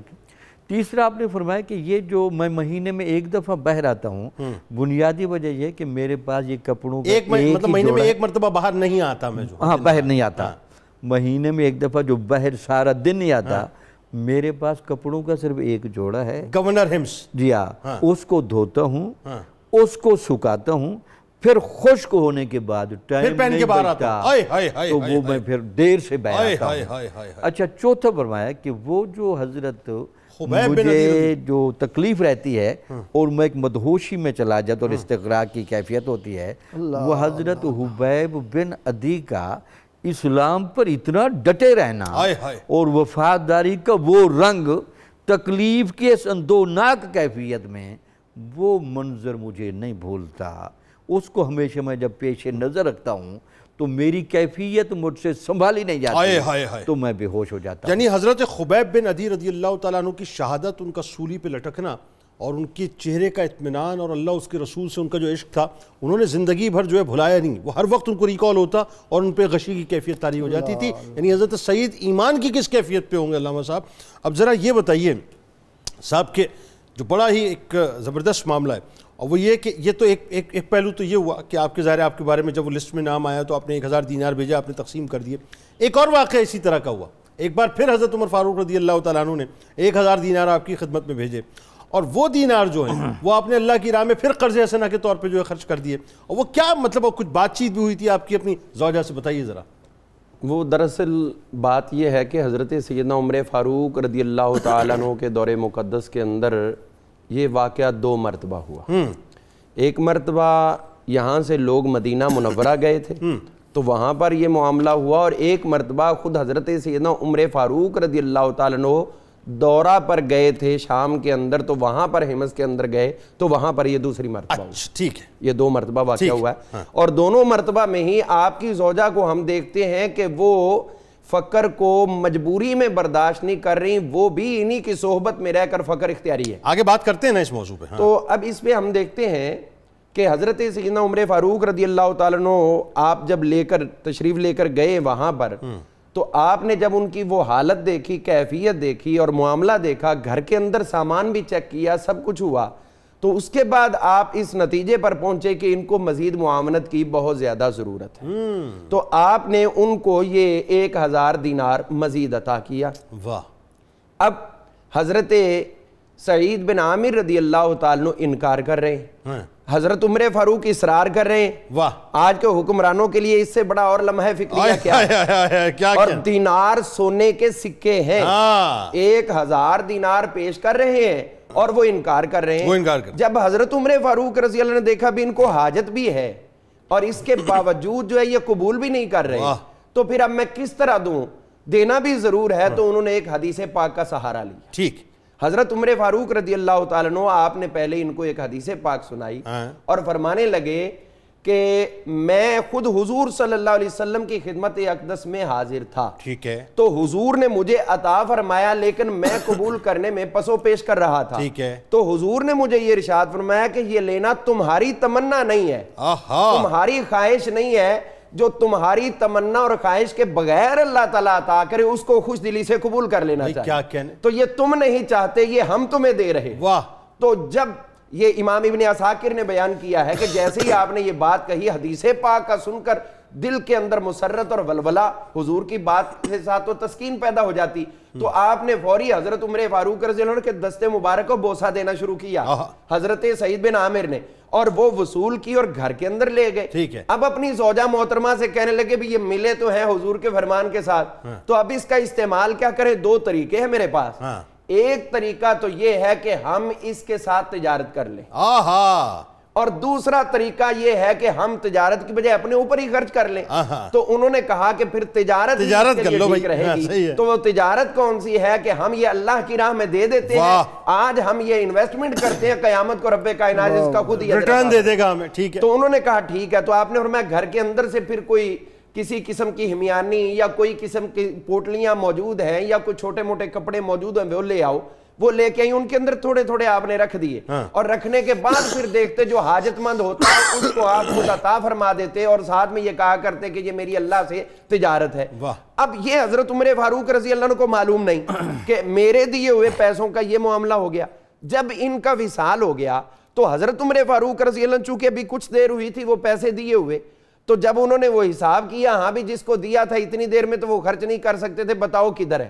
حضرت عمر فاروق رضی اللہ عنہ کی اس خوبی کا سب سے بڑا اعتراف حضرت مولا علی المرتضیٰ شیر خدا کرم اللہ تعالی وجہ الکریم نے کیا تھا. آپ نے یہ فرمایا تھا دور عثمان غنی کے آخر میں, آپ نے فرمایا تھا کہ عمر کی یہ خصوصیت تھی کہ جب وہ کسی کو عہدہ دیتے تھے, کچھ نوازشیں کرتے تھے, تو پھر اس کے اوپر سوار بھی ہو جایا اور پھر اس کے بعد ہم دیکھتے ہیں کہ حضرت عمر فاروق نے جب یہ معاملہ کیا تو ان کی زوجہ نے کہا کہ یہ تو وہ تجارت کر گئے ہیں. تو انہوں نے کہا تجارت کا کیا طریقہ؟ انہوں نے کہا یہ پوٹلیاں بنائی, جو بھی آتا اس کو دیتے جاتے. تو آپ نے فرمایا کوئی بچے, انہوں نے کہا کچھ پڑے ہوئے. جب دیکھے گئے تو وہ اسی طرح پوٹلیوں میں بانٹے ہوئے رکھے ہوئے تھے, اور ساتھ میں یہ وصیت نامہ بھی لکھا تھا کہ جو آتا جائیے اس کو میری طرف سے. آئے ہائے اللہ اکبر. اب یہ طرز حکومت ہو, آپ مجھے بتائیے پروفیسر صاحب, تو مطلب ہم تو سچی بات ہے آج جب اپنی صورت آئینے میں دیکھیں تو سوائے شرمساری کے تو اور کچھ رہ ہی نہیں جاتا. یعنی دنیا لپک لپک کے آ رہی ہے ایز گورنر, اور آپ دنیا کو جو ٹھوکر مارے جا رہے ہیں, مطلب کسی صورت کھاتے میں نہیں رکھا. اب دیکھیں نا, اسی ربط کو اگر ہم یوں قائم کر لیں کہ آپ کی طرز حکومت کے حوالے سے, اور خاص طور پہ اب یہ لوگ سمجھیں, خدا کرے اس بات کو, جو کرسی کے بڑے دل دادا ہوتے ہیں, کہ لوگوں کی محبت جو ہے نا وہ صرف خالی بیانات سے نہیں ملتی ہے. لوگوں کی محبت لوگوں کا کام کرنے سے ملتی ہے, لوگوں کے درمیان رہنے سے ملتی ہے. تو وہ جو آپ نے ایک پریسیڈنٹ سیٹ کیا جس پہ حضرت عمر فاروق رضی اللہ تعالیٰ عنہ نے باقاعدہ آپ سے سوال کیا تھا کہ کیا وجہ ہے کہ اتنی آپ کے ساتھ عوام کی محبت ہے, وہ بتائیے نا کیا جواب کیا دیا تھا آپ نے؟ اصل میں حضور سید عالم صلی اللہ علیہ وسلم کا یہ جو ارشاد ہے کہ سید القوم خادمہم, قوم کا سردار ان کا خدمت گزار ہوا کرتا ہے. واہ. اور جب حاکم نبی اکرم رحمت عالم صلی اللہ علیہ وسلم کی اتباع میں, کہ آپ صلی اللہ علیہ وسلم جب گھر سے نکلتے تو دروازوں پر بچیاں رومال لے کر, کپڑے لے کر آپ کے حوالے کرتی ہیں کہ ہمیں یہ چیز لا دیں, ہمیں یہ چیز لا دیں. صدیق اکبر رضی اللہ عنہ کا انداز کے مدینہ میں ایک لاوارث بڑھیا, کوئی پوچھنے حال نہیں, رات کے اندھیرے میں جا کر اس کے گھر کو صاف کرانا, برتن میں پانی ڈال آنا. تو سیدنا سعید بن عامر رضی اللہ تعالی عنہ کے سامنے یہ ساری چیزیں موجود تھیں. بالکل صحیح. اور جب فاروق اعظم رضی اللہ تعالی عنہ نے ان سے پوچھا کہ ہم کے لوگ آپ سے اتنا پیار کیوں کرتے ہیں, ان کی آپ کے ساتھ یہ عقیدت اور یہ محبت کیوں ہے, تو اس کے جواب میں آپ نے یہی فرمایا کہ میں ان کی نگرانی بھی کرتا ہوں, ان کی غمخواری بھی کرتا ہوں. اس نگرانی اور غمخواری کی بنا پر وہ لوگ میرے ساتھ پیار کرتے ہیں. تو جب نبی اکرم رحمت عالم صلی اللہ علیہ وسلم کے اس انداز کو, جنید صاحب آپ جانتے ہیں کہ اسلام اس بات کی اجازت نہیں دیتا کہ کوئی شخص آگے بڑھ کر عہدے کا طلبگار ہو. یہ بڑی اہم بات کر رہے ہیں آپ. عہدہ خود تلاش کرو, عوام خود دیکھیں کہ ہمارا ہمدرد حقیقی معنوں میں کون ہے, خدمت کا جذبہ کس میں ہے. عہدہ مانگنے والے کے لیے تو سخت الفاظ ہیں حدیث پاک میں, ان کو ملعون تک کہا گیا ہے. بالکل ٹھیک ہے. تو سعید بن عامر رضی اللہ عنہ تو لے ہی نہیں رہے تھے. تو عمر رضی اللہ عنہ نے جب انہیں زبردستی اس بات کی طرف مائل کیا اور وہ وہاں گئے اور انہوں نے خدمت کے وہ معیارات قائم کیے، تو اس کی وجہ سے فرمانے لگے کہ میں چونکہ ان کی نگرانی کے ساتھ غمخواری کرتا ہوں، اس وجہ سے وہ لوگ میرے ساتھ محبت کرتے ہیں۔ اچھا، ایک اور بڑی خاص بات آپ نے فرمائی تھی، اس پہ بھی ذرا آپ کامنٹ کیجئے۔ انہوں نے یہ بھی فرمایا تھا کہ میرا رہن سہن بالکل ایسا ہے جیسا کہ ایک عام آدمی کا رہن سہن ہے، میرا کھانا پینا، میرا گھر بار، میرا اٹھنا بیٹھنا، یعنی یہ بالکل اس طرح کی بات آپ نے کہی کہ لوگوں کی نفسیات جو ہے میں اس کے مطابق رہتا ہوں، ان سے دور، یعنی میں ان سے ڈیٹیچ نہیں ہوتا، اٹیچ ہو کے رہتا ہوں۔ نبی اکرم رحمت عالم صلی اللہ علیہ وسلم نے یہی اسوہ حکمرانوں کو عطا کیا ہے، اور اسی اسوے کے تحت سعید بن عامر رضی اللہ عنہ نے، اب اگر اس بات کی طرف ہم جائیں کہ سب سے بڑی بات یہ تھی کہ انہوں نے اپنے جیون ساتھی کو اپنا ہمنوا بنا لیا تھا، واہ، اور یہ بنیادی سبب ہے گھروں میں سکون لانے کا، رشوتوں سے بچنے کا، دیگر غلط کام کرنے کا۔ بہت صحیح بات۔ تو اس وجہ سے سعید بن عامر رضی اللہ تعالیٰ عنہ کی طرف سے جب کسی کے ہاتھ سے کسی پر ظلم نہ ہو، کسی کے مال کو نقصان نہ پہنچے، بالکل صحیح، کسی کی جان کے لیے کوئی خطرہ نہ بنے، تو وہاں محبتیں۔ اچھا ڈاکٹر صاحب، یہ جو بات کر رہے ہیں نا پروفیسر صاحب، یہ بڑی کمال بات ہے، اور میں موسٹلی گھروں میں موسٹلی مطلب یوں کہیے کہ یہ دیکھا بھی جاتا ہے ظاہر اور نظر بھی آتا ہے کہ مرد ظاہر اس کے اندر تو ایک شیطان ہوتا ہی ہوتا ہے کہ وہ اس کو لالچ ہوتی ہے عہدے کی، کرسی کی، حکومت کی، پوزیشن کی، پیسے کی، بڑا اگزام ہوتا ہے اس کا ہوتا ہے، لیکن بہت سی جگہوں پہ ہوتا ہے کہ گھر والے زیادہ مروا دیتے ہیں، وہ بیوی کی ناجائز ڈیمانڈز، بچوں کی ناجائز ڈیمانڈز، پھر تعلیم کے اخراجات، اور وہ بہترین جولری بھی چاہیے، بہترین کپڑے بھی چاہیے، بہترین جو ہے گھر بھی چاہیے، گاڑیاں بھی چاہیے، لیوش لائف اسٹائل۔ لیکن حضرت سعید بن عامر رضی اللہ تعالیٰ عنہ کو آئیڈیلی جو زوجہ ملی وہ بھی تقوی اور پرہیزگاری کی انتہا پر تھیں کہ جو آپ نے ایز گورنر کیا، آپ نے ان کو جو ہے سپورٹ کیا، کہیں ان کے خلاف نہیں کھڑی ہوئی یا ان سے علیحدہ نہیں ہوئی۔ یہ یعنی ایک زوجہ اگر نیک ہو اور وہ طاقت بخشے اپنے شوہر کو تو مزید جو ہے اس کو تقویت ملتی ہے۔ بتائیے ذرا۔ بہت خوبصورت بات آپ کر رہے ہیں۔ اس کے لیے چند تکنیکس تھیں حضرت سعید بن عامر رضی اللہ تعالیٰ عنہ نے۔ عورت کو ہم نوا بنانے میں محنت بھی کرنی پڑتی ہے۔ ہمیشہ یاد رکھیں کہ ایک ہوتا ہے درجہ اطمینان، جی، اگر آپ خود درجہ اطمینان پر ہیں تو آپ کسی کے درجہ اطمینان کی صلاحیت کو ابھار سکتے ہیں۔ اگر آپ از خود ہی مطمئن نہیں ہیں اور آپ خود الجھے ہوئے ہیں اور آپ خود کوئی مقصدی بندے نہیں ہیں تو بیوی آپ کو گیند بنائے گی۔ بیوی آپ کو گیند بنائے گی، یعنی ویٹیج پھر آپ کی بات میں پیدا نہیں ہوگا۔ لیکن جب آپ کے علم میں ہے، اور آپ ہمیشہ یاد رکھیں مذہب کی ہماری جو تعلیمات ہیں، دنیا سے ہمیں متنفر مذہب نہیں کرتا، لیکن دنیا کو ہمیں مذہب کے بتائے ہوئے دائرے کے مطابق رکھ کر اطمینان و سکون کا معیار روحانی قرار دیتا ہے۔ چونکہ آپ شب زندہ دار تھے، بہت مخلص تھے، بہت ہمدرد تھے۔ جو عام بندے کا ہمدرد ہو سکتے وہ بیوی کا کتنا ہمدرد ہوگا، اور بیوی کو یہ بات اتنی موٹیویٹ کر گئی کہ یار اتنا ہمدرد انسان، اتنا مخلص انسان، اتنا سچا انسان یہ بطور خامد کہ اللہ نے مجھے دیا ہے تو مجھے تو اس کے رنگ میں رنگ جانا چاہیے۔ یہ سٹیپ ہم مردوں کو کرنا چاہیے۔ عورتیں بدلتی ہیں لیکن جب آپ ہی تاثر یہ دیں کہ جناب حکمرانی آپ نے ہی کرنی ہے، ہم نے تو پھر وہ مرد کو پنگ پونگ بناتی ہے، پھر وہ مرد کو پنگ پونگ کرتی ہے۔ یہ آپ نے اپنی سیرت سے ثابت کیا کہ آپ کی زوجہ محترمہ آپ کا سارا زمانہ دیکھ چکی تھی۔ جب آپ خلیفہ بھی نہیں بنے تھے، آپ کا زہد، آپ کا تقوی، آپ کا رزق حلال، آپ کی دیانت، آپ کی ہمدردی، وہ تو جب خلیفہ بننے کے بعد چونکہ احتیاط بہت غالب آ گئی تو بیوی نے کہا جو محنت پہلے سے میرے خامد میرے ساتھ کر رہے ہیں، اب وفاداری کا بہترین موقع ہے کہ میں گھر کے ماحول میں ان کو سکون دوں تاکہ پوری تسلی کے ساتھ یہ عوام کے حقوق، یہ انسانوں کے حقوق ہو بالکل اسی طرح برابری سے کر سکتے۔ اچھا آپ نے اب دیکھیں اس میں ایک اور بات آ گئی، حضرت سعید بن عامر رضی اللہ تعالیٰ عنہ خاکم بدن، میں تو ایک مثال ویسے دے کے بات کر رہا ہوں کہ اگر خدا نخواستہ وہ سائیکولوجیکل کنسٹرکشن نہ کرتے گھر کے اندر، یا یوں کہیے کہ وہ بنیاد نہ رکھتے جو کہ ایمانداری کی بنیاد پہ، دیانتداری کی بنیاد پہ، یا ایک پیور جسے کہتے ہیں کہ انتہائی ٹرانسپیرنٹ ماحول نہ رکھتے، تو ظاہر ہے وہ صورتحال نہ بنتی. اس کا مطلب یہ کہ پہلا اسٹیپ جو ہے وہ گھر میں مرد ہی لیا کرتا ہے, گھر میں مرد کے تھا. ہاں, تب بیوی اس کو فالو کرتی ہے. قوامون علی النساء کا جو قرآن کا اصول ہے, ٹھیک, مینجمنٹ کے اور انتظامیہ کے جو اوورہال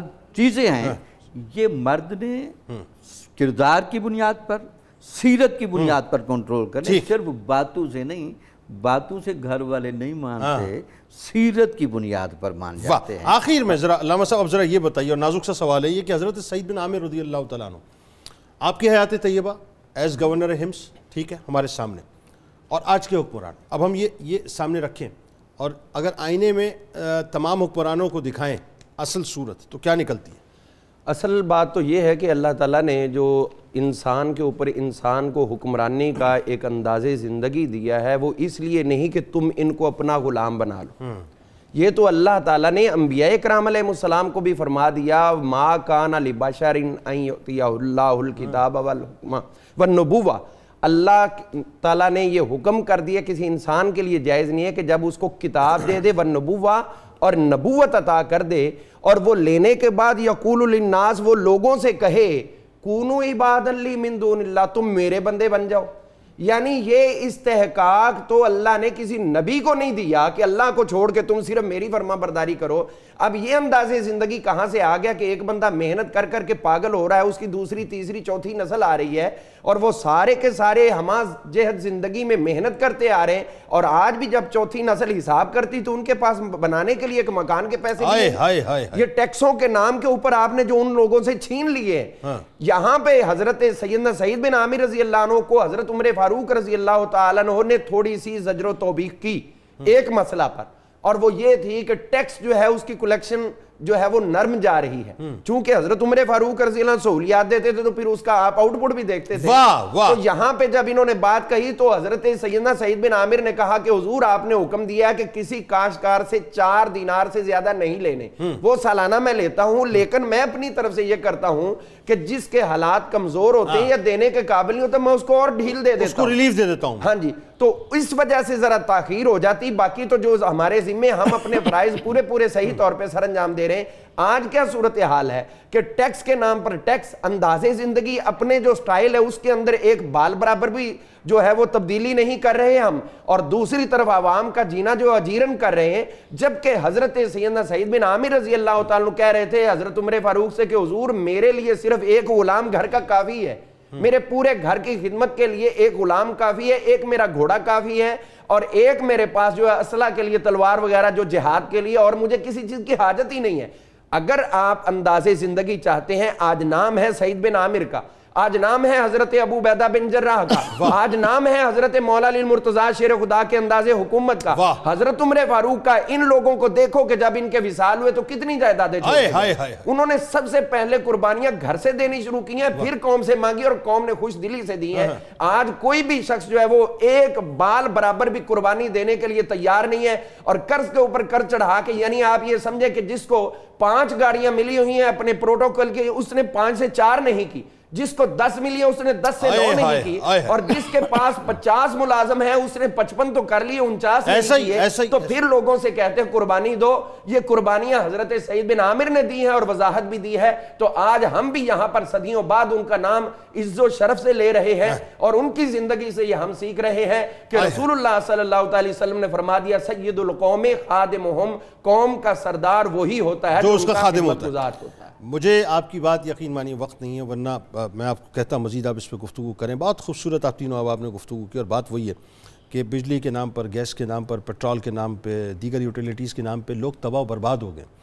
میں صرف ایک بات ناظرین آپ سے کرنا چاہتا ہوں, اور اس کے بعد میں چلتا ہوں ذرا خان صاحب کی طرف.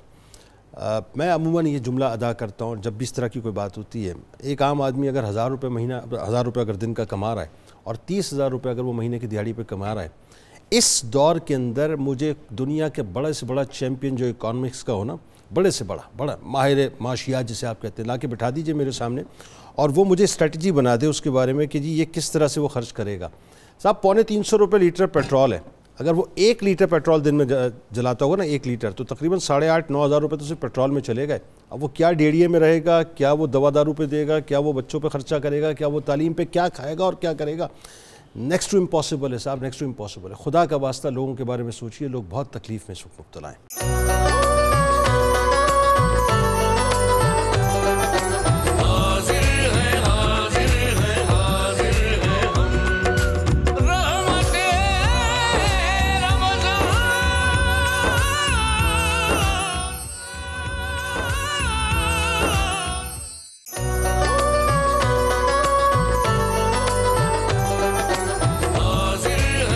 جناب ایک بار پھر میں آپ کو خوش آمدید کہتا ہوں، اور صحابی رسول حضرت سعید بن عامر رضی اللہ تعالیٰ عنہ کی شخصیت کو آج ہم خراج تحسین پیش کر رہے تھے ناظرین، جو گورنر حمص بھی رہے. حضرت عمر فاروق رضی اللہ تعالیٰ عنہ نے ان کو منتخب فرمایا، اور آپ نے ظاہر ہے سنا کہ جس انداز سے انہوں نے طرز حکومت کو اپنایا وہ یقیناً رہتی دنیا تک ایک روشن مثال ہے. فائنلی پروفیسر صاحب کیا پیغام دینا چاہیں گے ان کی شخصیت کے حوالے سے؟ سیدنا حضرت سعید بن عامر رضی اللہ عنہ کی حیات طیبہ کے اس کامیاب سفر کی روشنی میں یہ عرض کرنے کی کوشش کروں گا کہ ہمیں اس سے یہ سبق ملتا ہے کہ قیاس اپنی ملت پر اقوام مغرب سے نہ کر، خاص ہے ترکیب میں قوم رسول ہاشمی. واہ. جس طرح سیدنا سعید بن عامر رضی اللہ عنہ نے اپنی شریک سفر کو سمجھا دیا کہ جنت میں حور و غلمان کے درمیان سب سے بلند مرتبہ تیرا ہوگا، اور اس سفر کی تو میری ہم سفر بن جا. اس بات نے ان کو کن بلندیوں پر پہنچا دیا. عورت کی طبیعت میں اللہ نے نرمی رکھی ہے. آج اگر مرد حکمت و دانائی کے ساتھ ان کے ذہنوں میں بھی یہ بات بٹھانے کی کوشش کرے کہ ہماری زندگیوں کا ہدف یہ ہونا چاہیے جو سعید بن عامر رضی اللہ عنہ نے کیا، تو یہ دنیا بھی جنت بن جائے گی، وہ آخرت بھی جنت. کیا بات ہے ڈاکٹر صاحب، کیا فرمائیں گے؟ بسم اللہ الرحمن الرحیم. حضرت سیدنا سعید بن عامر رضی اللہ تعالیٰ عنہ کی زندگی سے جو ہمیں سبق ملتا ہے، آپ کی زندگی کا خوبصورت دورانیہ دیکھیں. 16 سال سے لے کر 42 سال تک، یعنی بھرپور شباب کے اس زمانے میں کس طرح اپنی جوانی کو محفوظ رکھا، اسلام کی کس انداز سے خدمت کی، اور وفائے نبوی کا کتنا بڑا وہ استعارہ قرار پائے، اور جہاں بانی کے وہ کون سے اصول متعارف کرا گئے کہ انسانیت کا اور اسلام کا سر عروج کے ساتھ بلند ہے، اور ان کا نام ماتھے پر لکھا ہے کہ جہاں انسانیت چاہیے، ایمان چاہیے، صداقت چاہیے، وفاداری چاہیے، غم خاری چاہیے، خدمت خلق چاہیے، وہ سعید بن عامر کی زندگی کو پڑھ لیں. اور یہی لوگ زندہ رہتے ہیں علامہ صاحب، یہی لوگ زندہ رہتے ہیں اور یہی لوگ زندہ ہیں. جی یقیناً اسی طرح ہے کہ حضور صلی اللہ علیہ وآلہ وسلم نے جو ارشاد فرمایا خیر الناس من ینفع الناس، سبحان اللہ، تم میں سے بہترین وہ ہے جو دوسرے لوگوں کے لیے زیادہ نفع رساں ہے. اور ان کی نفع رسانی کی کیفیت یہ ہے کہ حضرت عمر فاروق رضی اللہ تعالیٰ عنہ جیسی شخصیت بھی ان کے حالات زندگی سن کر اشک بار ہو جایا کرتے تھے. تو آج ہمارے حکمرانوں کے لیے سبق سب سے بڑا یہ ہے کہ ایسی زندگی گزاریں کہ اس جیسی بڑی شخصیات بھی آپ کو خراج تحسین پیش کرنے پہ مجبور ہو جائیں. اور پھر حضور صلی اللہ علیہ وسلم نے جو ارشاد فرمایا کہ قیامت والے دن عرش الہی کا سایہ جن خوش نصیب لوگوں کو ہوگا ان میں سے ایک امام عادل بھی ہے، یعنی عادل حکمران. تو ملک کے اندر جو ہمارے سینکڑوں نہیں، ہزاروں نہیں، لاکھوں مقدمات سال ہا سال پڑے رہتے ہیں، حکمرانوں کو چاہیے کہ ایسے قوانین بنا کر نافذ کریں تاکہ لوگوں کو ان کے گھر کے اندر انصاف ملے، اور دور فاروقی کی یاد اور ان کے جو گورنرز تھے ان کی یاد جو ہے وہ دوبارہ پھر تازہ ہو جائے. اور پھر لوگ جہاں دور فاروقی کا ذکر کریں گے وہاں ایسے حکمرانوں کا بھی ذکر کیا. کاش کے اتر جائے ان کے دل میں، ان کے دل میں. آپ کی بات، بہت شکریہ آپ تینوں احباب کا. ناظرین کرام، آپ ہمارے ساتھ ضرور جڑے رہیں گے، بس جا کے لوٹ کے واپس آئیں گے. قصص الانبیاء میں آپ جانتے ہیں کل میں نے آغاز کس قصے کا کیا تھا؟ حضرت یوسف علیہ السلام کا. آج اسی کی کنٹینیوٹی ہے. میرے ساتھ جڑے رہیے گا. بس لوٹ کے واپس آتے ہیں اور سلسلے کو انشاءاللہ وہیں سے جوڑتے ہیں.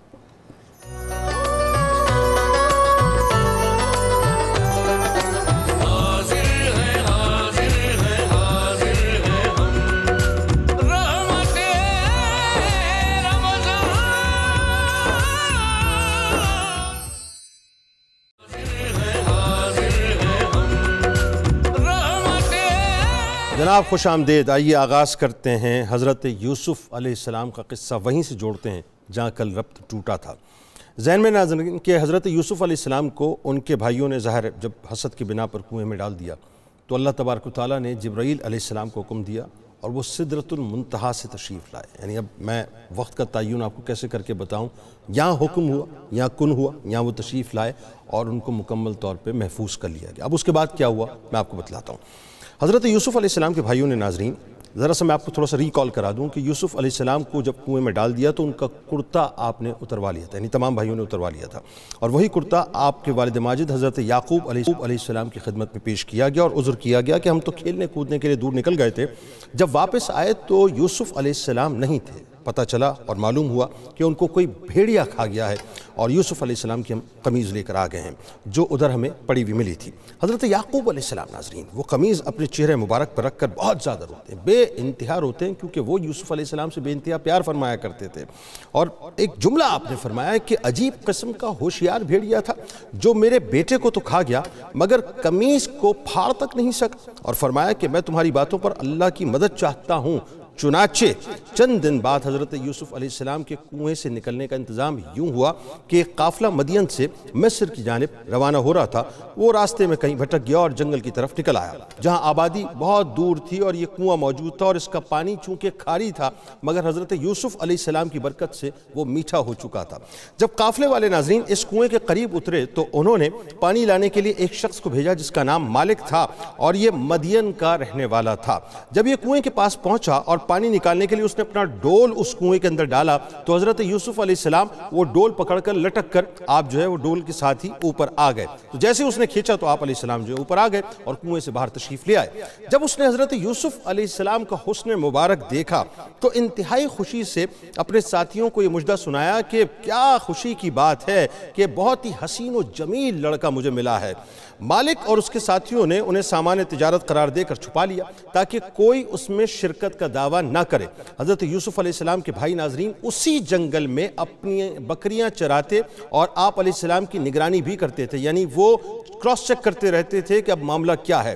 آج جب انہوں نے حضرت یوسف علیہ السلام کو کنویں میں نہ دیکھا تو انہیں تلاش کرنے کے لیے قافلے کے پاس پہنچے اور وہاں انہوں نے مالک کے پاس حضرت یوسف علیہ السلام کو دیکھا تو اس سے کہنے لگے کہ یہ غلام ہے اور ہمارے پاس سے بھاگ کر آئے. یعنی یہ سگے بھائی بنیادی طور پر کلیم کر رہے ہیں. یہ کسی کا کام نہیں بلکہ یہ نافرمان ہے بنیادی طور پہ، یعنی کسی کا کام بھی نہیں کرتا، کوئی کام کا آدمی نہیں ہے اور یہ مکمل طور پہ نافرمان ہے. تم اگر اسے خرید لو تو اسے ہم سستا بیچ دیں گے اور پھر اسے کہیں دور لے جانا اور اس کی خبر بھی ہمیں سننے میں نہ آئے. یعنی ان کے ذہن میں یہ پلاننگ تھی کہ کسی طور سے یہ حضرت یعقوب علیہ السلام کی نگاہوں میں نہ آ جائیں. حضرت یوسف علیہ السلام کو ناظرین یہ خوف بھی تھا کہ کسی طرح سے جو ہے یہ معاملہ ہم سے ٹل جائے اور یہ مکمل طور پہ دور ایسی جگہ چلے جائیں کہ ان کی اطلاع بھی نہ ملے. اچھا یہ سارا ماجرا حضرت یوسف علیہ السلام بہت خاموشی کے ساتھ کھڑے ہوئے دیکھ رہے تھے. اچھا اب جب وہ ظاہر خریدنے پہ راضی ہو گئے تو بھائیوں نے انہیں بہت ہی کم قیمت پہ یعنی چند دراہم کے عوض میں بیچ دیا. حضرت یوسف علیہ السلام ناظرین چونکہ کوئی رغبت اس بات پہ نہ رکھتے تھے لہٰذا بالکل خاموش کھڑے رہے. حضرت یوسف علیہ السلام کے حسن و جمال کی وجہ سے بھائی اگر یہ کہا جاتا ہے روایات میں کہ کثیر سرمایہ بھی اگر طلب کرتے تو یقیناً قافلے والے انہیں وہ بھی دے دیتے، لیکن پھر بھی بھائیوں نے انہیں انتہائی کم قیمت کے اوپر بیچ ڈالا. اور وہ بھائی دراصل ناظرین مال کی خواہش نہیں رکھتے تھے بلکہ ان کا بنیادی جو مقصد تھا وہ یہ تھا کہ حضرت یوسف علیہ السلام یعقوب علیہ السلام سے مکمل طور پہ جدا ہو جائیں اور وہ کامل طریقے سے ظاہر ان کو پورا اپنا مشن جو پروگرام تھا وہ پورا ہوتا ہوا نظر آ رہا تھا، اس لیے انہوں نے بہت ہی کم دراہم میں ان کو فروخت کر دیا. حضرت یوسف علیہ السلام کو مالک اور اس کے ساتھی مصر لے آئے. اس زمانے میں ناظرین جو مصر کا بادشاہ تھا اس کا نام تھا ریان بن ولید. اچھا اس نے اپنی عنان سلطنت کو جو ہے وہ اس طرح سے تقسیم کیا ہوا تھا کہ مختلف امور کے لیے مختلف لوگوں کو منتخب کیا ہوا تھا. ایک شخص تھا اس کا نام تھا قطفیر مصری. اچھا اس کے ہاتھ میں اس نے تمام جتنے بھی خزانوں کی کنجیاں تھیں وہ دی ہوئی تھیں اور اسی کے تصرف میں سارا معاملہ تھا. اسی کو عزیز مصر کہا جاتا ہے اور یہ بادشاہ کا بنیادی طور پہ وزیر اعظم تھا. جب حضرت یوسف علیہ السلام مصر کے بازار میں بیچنے کے لیے باقاعدہ لائے گئے تو ہر شخص کے دل میں ان کی طلب پیدا ہوئی اور خریداروں نے انہیں قیمت بڑھا کے خریدنے کی جو ہے خواہش ظاہر کی، یہاں تک کہ آپ علیہ السلام کے وزن کے برابر سونا اور اتنی ہی چاندی اور مشک اور دیگر ریشم وغیرہ دے کر ان کی قیمت مقرر ہوئی. یوں عزیز مصر نے اس قیمت پہ آپ علیہ السلام کو خرید لیا اور آپ کو اپنے گھر پر لے آیا. یعنی یہاں تک تو آپ کو ایک پوری بات سمجھ آ گئی ہوگی. اچھا اب اس سے ہوا یہ ناظرین کہ عزیز مصر حضرت یوسف علیہ السلام کو جب اپنے گھر لے آیا اور بیوی زلیخا بھی ظاہر وہاں پہ موجود تھی، تو اس نے کہا کہ یوسف کو ظاہر انسٹرکشنز دی کہ یوسف کو جو ہے وہ عزت سے رکھو، اس کو ایسی قیام گاہ میں رکھو کہ جو بے حد عمدہ بھی ہو، بے حد نفیس بھی ہو، لباس بھی بہت اچھا دینا اور خوراک بھی ان کو اعلیٰ قسم کی دینا تاکہ ان کو جو ہے نفع پہنچے، اور مجھے یقین ہے کہ ان سے ہمیں نفع پہنچے گا اور یہ سلطنت اور حکومت کے کاموں کو یقیناً سر انجام دیں گے اور ہمارے کام آئیں گے، کیونکہ رشد کے آثار ان کے چہرے سے ظاہر ہیں، یعنی وہ پہچان چکا تھا کہ یہ معاملہ کچھ اور ہے، یا پھر ظاہر ہم انہیں اپنا بیٹا بنا لیں گے کیونکہ ہمارے یہاں کوئی اولاد نہیں ہے، یعنی اس کے ذہن میں یہ پلاننگ چل رہی تھی۔ حضرت یوسف علیہ السلام ناظرین انتہائی حسین و جمیل نوجوان تھے۔ جب زلیخا نے آپ علیہ السلام کے حسن و جمال کو دیکھا تو اس نے آپ علیہ السلام کے بارے میں لالچ کا اظہار کیا اور موقع پا کر یوسف علیہ السلام کو پھسلانے کی کوشش کی تاکہ وہ حضرت یوسف علیہ السلام کو اپنی طرف متوجہ کرے، اور اس کے لیے وہ پلاننگز کر رہی تھی۔ زلیخا نے مکان کے تمام دروازوں کو بند کر کے حضرت یوسف علیہ السلام کو اپنی طرف دعوت دی۔ حضرت یوسف علیہ السلام چونکہ زلیخا کے گھر میں ہی رہائش پذیر تھے اور اسی کی پناہ میں رہتے تھے، اس لیے اس کی بات کو نظر انداز کرنا بہت مشکل ہو رہا تھا اور آپ امتحان میں آ چکے تھے، لہٰذا قربان جائیے حضرت یوسف علیہ السلام کی شان پر کہ جب آپ علیہ السلام نے خود کو ہر طرف سے گھرا ہوا پایا تو اپنے عزم و ارادے پر بھروسہ کرنے کی بجائے اللہ تبارک و تعالیٰ سے آپ نے پناہ مانگی۔ پھر زلیخا کو نصیحت کرتے ہوئے آپ نے فرمایا کہ بے شک عزیز مصر نے میری پرورش کی، مجھے رہنے کے لیے اچھی جگہ دی، تو کیا اس کا یہ بدلہ ہے کہ میں اس کے اہل خانہ میں خیانت کروں؟ ایسا نہیں ہو سکتا، جو ایسا کرے وہ ظالم ہے اور ظالم کبھی فنا نہیں پاتا۔ اس واقعے کو قرآن کریم نے سورہ یوسف کی آیت نمبر 23 میں یوں بیان کیا کہ اور اس عورت زلیخا نے جس کے گھر میں وہ رہتے تھے آپ سے آپ کی ذات کی شدید خواہش کی اور اس نے دروازے بھی بند کر دیے اور کہنے لگی کہ جلدی آ جاؤ، میں تم سے کہتی ہوں۔ یوسف علیہ السلام نے کہا اللہ کی پناہ، بے شک وہ جو تمہارا شوہر ہے میرا مربی ہے، اس نے مجھے بڑی عزت سے رکھا ہے، بے شک ظالم لوگ فلاح نہیں پائیں گے۔ حضرت یوسف علیہ السلام ناظرین انتہائی پاک دامن تھے۔ آپ کی پاک دامنی کو قرآن پاک نے سورہ یوسف کی آیت نمبر 24 میں یوں بیان کیا ہے، یوسف علیہ السلام نے انکار کر دیا اور بے شک زلیخا نے تو ان کا ارادہ ہی کر لیا تھا، شاید وہ بھی اس کا قصد کر لیتے اگر انہوں نے اپنے رب کی روشن دلیل کو نہ دیکھا ہوتا۔ اس طرح اس لیے کیا گیا کہ ہم ان سے تکلیف اور بے حیائی دونوں کو دور رکھیں، بے شک وہ ہمارے چنے ہوئے برگزیدہ بندوں میں سے تھے۔ اللہ تبارک و تعالیٰ نے ناظرین انبیاء کرام علیہ السلام کے پاکیزہ نفوس کو بڑے اخلاق اور یعنی گندے اعمال سے پاک پیدا کیا ہے۔ ایک روایت یہ بھی ہے کہ جس وقت زلیخا حضرت یوسف علیہ السلام کے در پہ ہوئی اس وقت آپ علیہ السلام نے اپنے والد ماجد حضرت یعقوب علیہ السلام کو دیکھا کہ انگشت مبارک دندان اقدس کے نیچے دبا کر اجتناب کا اشارہ کر رہے ہیں۔ جب آپ علیہ السلام نے اپنے رب تعالیٰ کی برہان دیکھی تو دروازے کی طرف آپ دوڑے اور زلیخا ان کے پیچھے ان کو پکڑنے کے لیے دوڑی۔ آخر کار زلیخا حضرت یوسف علیہ السلام تک پہنچی اور اس نے آپ علیہ السلام کا کرتا پیچھے سے پکڑ کر آپ کو کھینچا تاکہ آپ نکل نہ پائیں، لیکن آپ غالب آئے اور دروازے سے باہر نکل گئے۔ زلیخا کے کھینچنے کی وجہ سے حضرت یوسف علیہ السلام کی قمیض پیچھے سے پھٹ کر رہ گئی۔